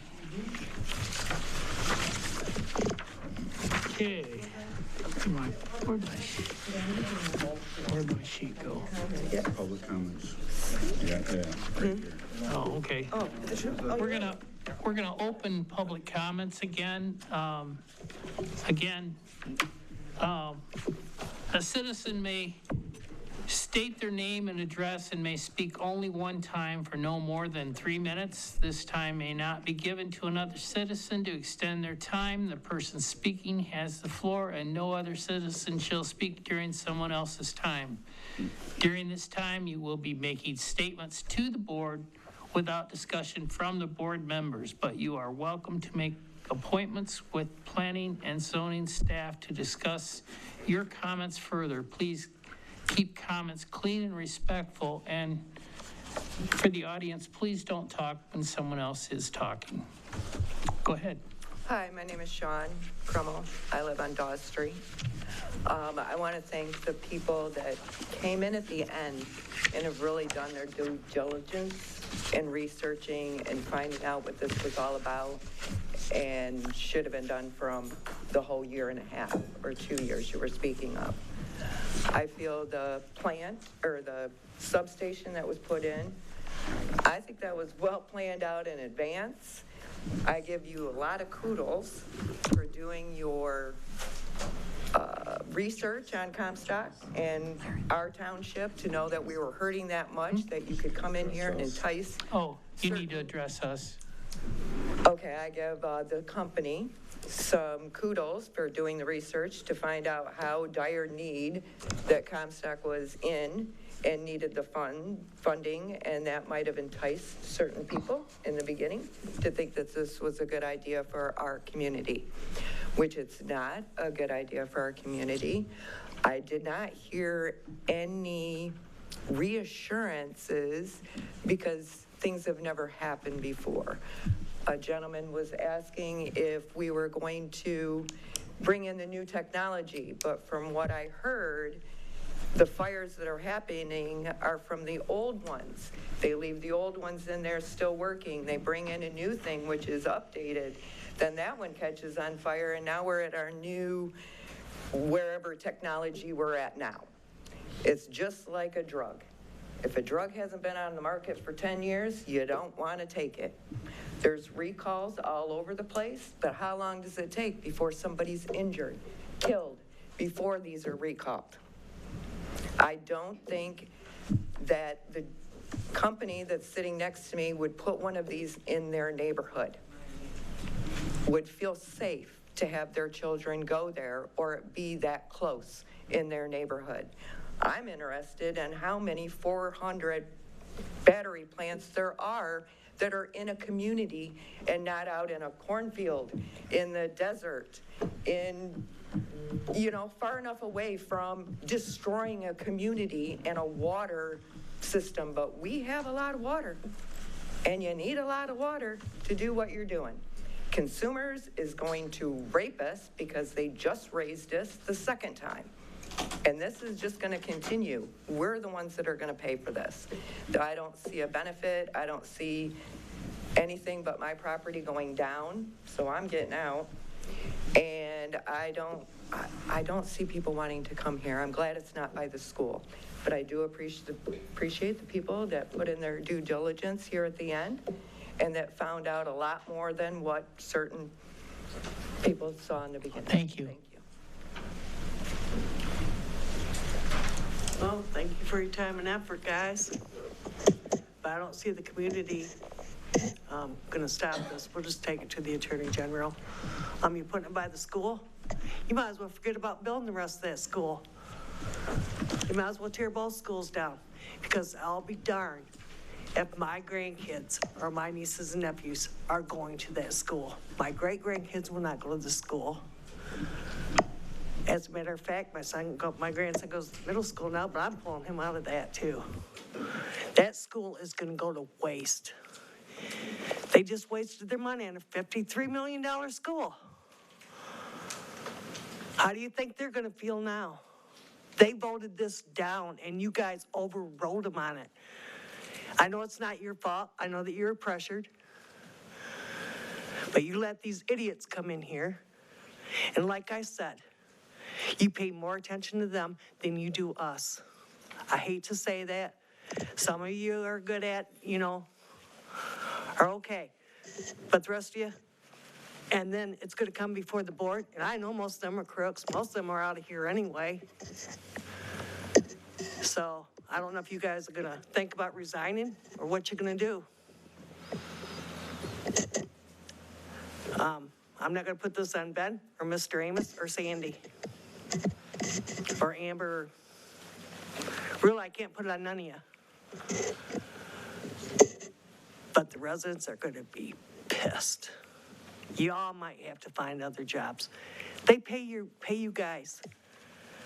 Let them go to the state. then you could have fought the state. You knew that you had to fight there, because it would have took them longer to push this through. But instead, you're taking our children and making them into their experiment. That smoke is not. That smoke comes out of the stacks, they said, goes in the air. Where do you think that smoke's gonna go? It's not gonna go back down in that damn chimney or whatever it is. It's gonna go right to that school. I'm sorry, I'm angry. Like I said, I really can't be angry at you guys, but these guys, they're crooks. You know how many fires they've had this year? 100. You know how many fires it took them, the fire department 4 days to put out? The fire chief, New York City fire chief, said he won't even do a battery fire. But you're putting our fire department in danger. They are. They're putting our community in danger. These houses are going to be sold. You won't have no taxes. You have no income. And they say they're going to get, are they going to put the buses up there for them kids to get on if something happens? No. Thank you. And we're going to fight this. You're putting our children in danger, that's telling. Please. All right, well, first is about 10 p.m. and I missed the Thursdays that were Waldo's pitcher nights instead of learning more about ordinances than I probably ever wanted to in my life. But as a potential neighbor of this company, I'm feeling a lot more comfortable after the discussion tonight.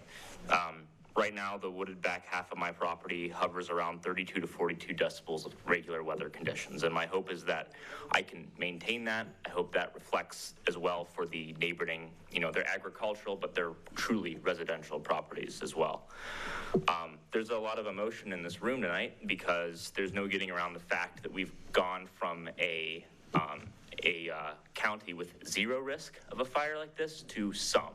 And I understand that it's low, but there's gonna be emotion in that, and there are things we can't change about that. But if you're a resident and you're mad about it, be mad at Gretchen. Don't be mad at this team. They're working with the best they absolutely have. Sandy said in her closing statement that the board works for us, and I feel without a doubt they have over the course of last year after tonight. I also appreciate the presentations from CIP. I like the facts. I want to be involved in the sound study. Promise I'll be a good partner. I'm not addressing you. Technically, I'm not looking at you. Don't worry about me. But I did really like the frozen CO2 comment. And maybe if we were at a bar instead of here, we could talk about that for a while, because I used to try to do dry ice overclocking on CPUs, and I do want to, you know, have some fun after all this. I have 1 minute and 30 left, and I do want to get to something important. The facts that were presented by CAP, they don't always impact perception, though, and perception impacts value. So picking a property that these facilities aren't visible from a school is going to help the perception of the school. You shouldn't have to pick between school enrollment and having this. So I really advise for that second property for that. Reduces R1C zoning. It's 140 acres versus 40. It's not visible from homes. It's going to protect my property value more. So thank you for everything you did tonight. Please continue fighting for that. I still think the first plot that was suggested is negative in every way. This is such a much better step forward. But I do want you to walk away with this, because I have been searching. I'm in discussions with a realtor, and I think it's a reasonable thing to do, and I know a lot of people are, right? Because there's not a whole lot of solidity around this. Your taxation in Comstock per acre is far above Augusta. It's far above Plainwell, and your rate of your taxation needs to reflect the quality of those properties. And having a battery plant in the middle of your, environment, you're going to need to reduce those taxations if you want to stay competitive with the greater Kalamazoo area. There isn't really a way around that. Sounds like you're going to be getting a good amount of offset from cost from CIP, but you need to reflect that and the increased energy cost in the grid in your taxation structure to stay competitive now. Thank you. Thank you. I don't really have much to say. I just want to thank this board for the immense amount of work you guys have put in over the past year. I do want to explain something, as I know some residents will be mad because they don't understand it. What was before this board was just a recommendation. And even if they didn't make a recommendation, that itself is a recommendation. It will still go to the board.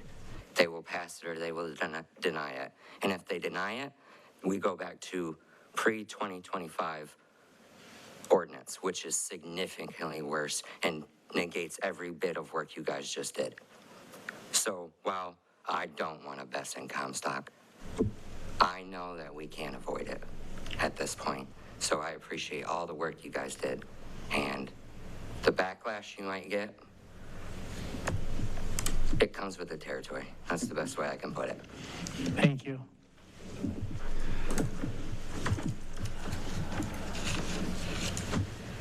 I have a quick one thing to say, just because I did enjoy the meeting, believe it or not. Lots of information, kept me interested. I'm looking stuff up because I don't know what all these things mean. And you guys did an amazing job. And Ben, I will tell you, when you thought about running for, did you ever think you were going to get tied up in something like this? I can't believe it. I thought you were crazy, and here you are. Thank you. Thank you for being here. Tell your family thank you. It's a lot of time, it's a lot of energy that you're giving to us instead of them, and I appreciate it. And everybody, same.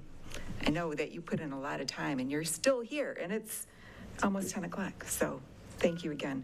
You guys for coming out, explaining things to us, making us feel like maybe we do have some ideas of what's happening, and it's not going to be as terrible as we think. I appreciate it. Thank you for thinking about moving away from the school. That's huge, makes a huge difference.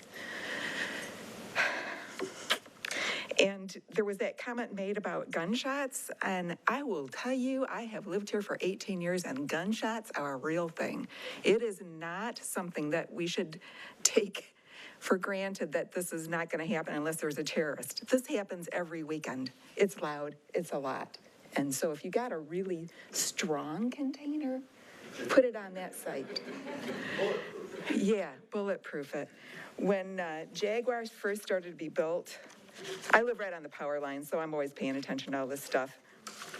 And we had heard through the grapevine that it was going to be, well, not only do I live on the power lines, but the power lines were brought up to code or invested in because they were trying to, what we were told, going to use a lot more power because they were going to have a solar field. So I was kind of excited about that. You know, at least we were going to go green. It was going to be a better deal. And then when this came up, all I could think of was data centers. So if that's where we're headed, let us know. Let us know now. And if it's battery storage, and they're not going to follow up with something else, you know, I'm just going to keep my fingers crossed and hope that life goes well and nobody blows up and our kids survive and housing doesn't go to hell and, you know, all the things we worry about as owners in this community. So thanks. Thanks, guys. Thank you. Okay. Slow walking. My name is Becky Carlson. I live on North 30th Street. My back acreage is the golf course. When I bought my property in September, my brother said, well, the golf course property's worth more money, so expect to pay more. I didn't pay much because it's my father's property. I was born on that brought home from the hospital on that property. I now bought that property. I am fortunate. I still have my home in Grand Haven. I have decisions to make. I do know that I am zoned for cluster housing. I do know that if I put an apartment on the back of my property today, they would have a whole lot of big limits that they need to change. They have to change their plans because it would be too close to their 3,000-foot limit. I want to thank you all for the education. It's been really impressive to get property in September and now be deciding whether I'm going to sell it.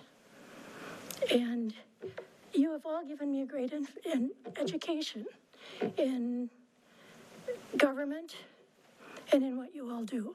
And I appreciate everything you guys have done because you've worked really, really hard. I cared for my father for 15 years. I've lived on that property with him while my home was empty. I can go back to my home.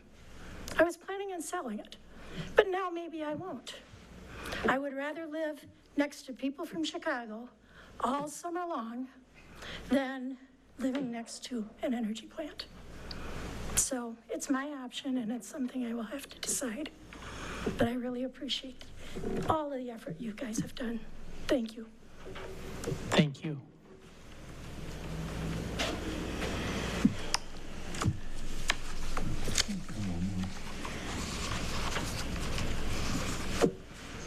Hi, I'm Rachel. I live on East Main. I don't want to keep this too long. I know it's a long night. Again, I just want to reiterate what everyone else has been saying. I know this is between a rock and a hard place for you guys, and you're taking a lot of verbal abuse because people are emotionally high, and I just want to say thank you for all your hard work and like you guys all going out to Coldwater and getting that information and bringing that here, sharing that with all of us. I think that did kind of like just educate us really well. So I just wanted to say thank you for all your hard work. And there's no easy decision with this. Like we have moved into a better direction. You guys have tried working your butts off to get it away from the school. And just thank you all for your hard work. Thank you. Thank you. If we don't have any more public comment, I will close public comment. And Casey?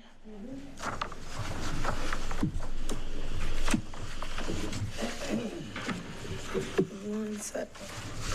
Okay, so back a few months ago, probably August, September-ish, I believe it was the Moratorium Committee, also the Planning Commission, that requested that staff put together all the information from the Moratorium Committee meetings back in April, March, into one packet and have physical copy here at the Township Hall. Talking with Supervisor Martin, he thought it would be best to have a draft here. And so the printout packets for you all did not have it because it's about 200 pages, but the digital copy does have all the information on there. I'm going to scroll through very quickly. It has MPSC presentation when they came, Eagle, U of M came as well. Keep going, keep going.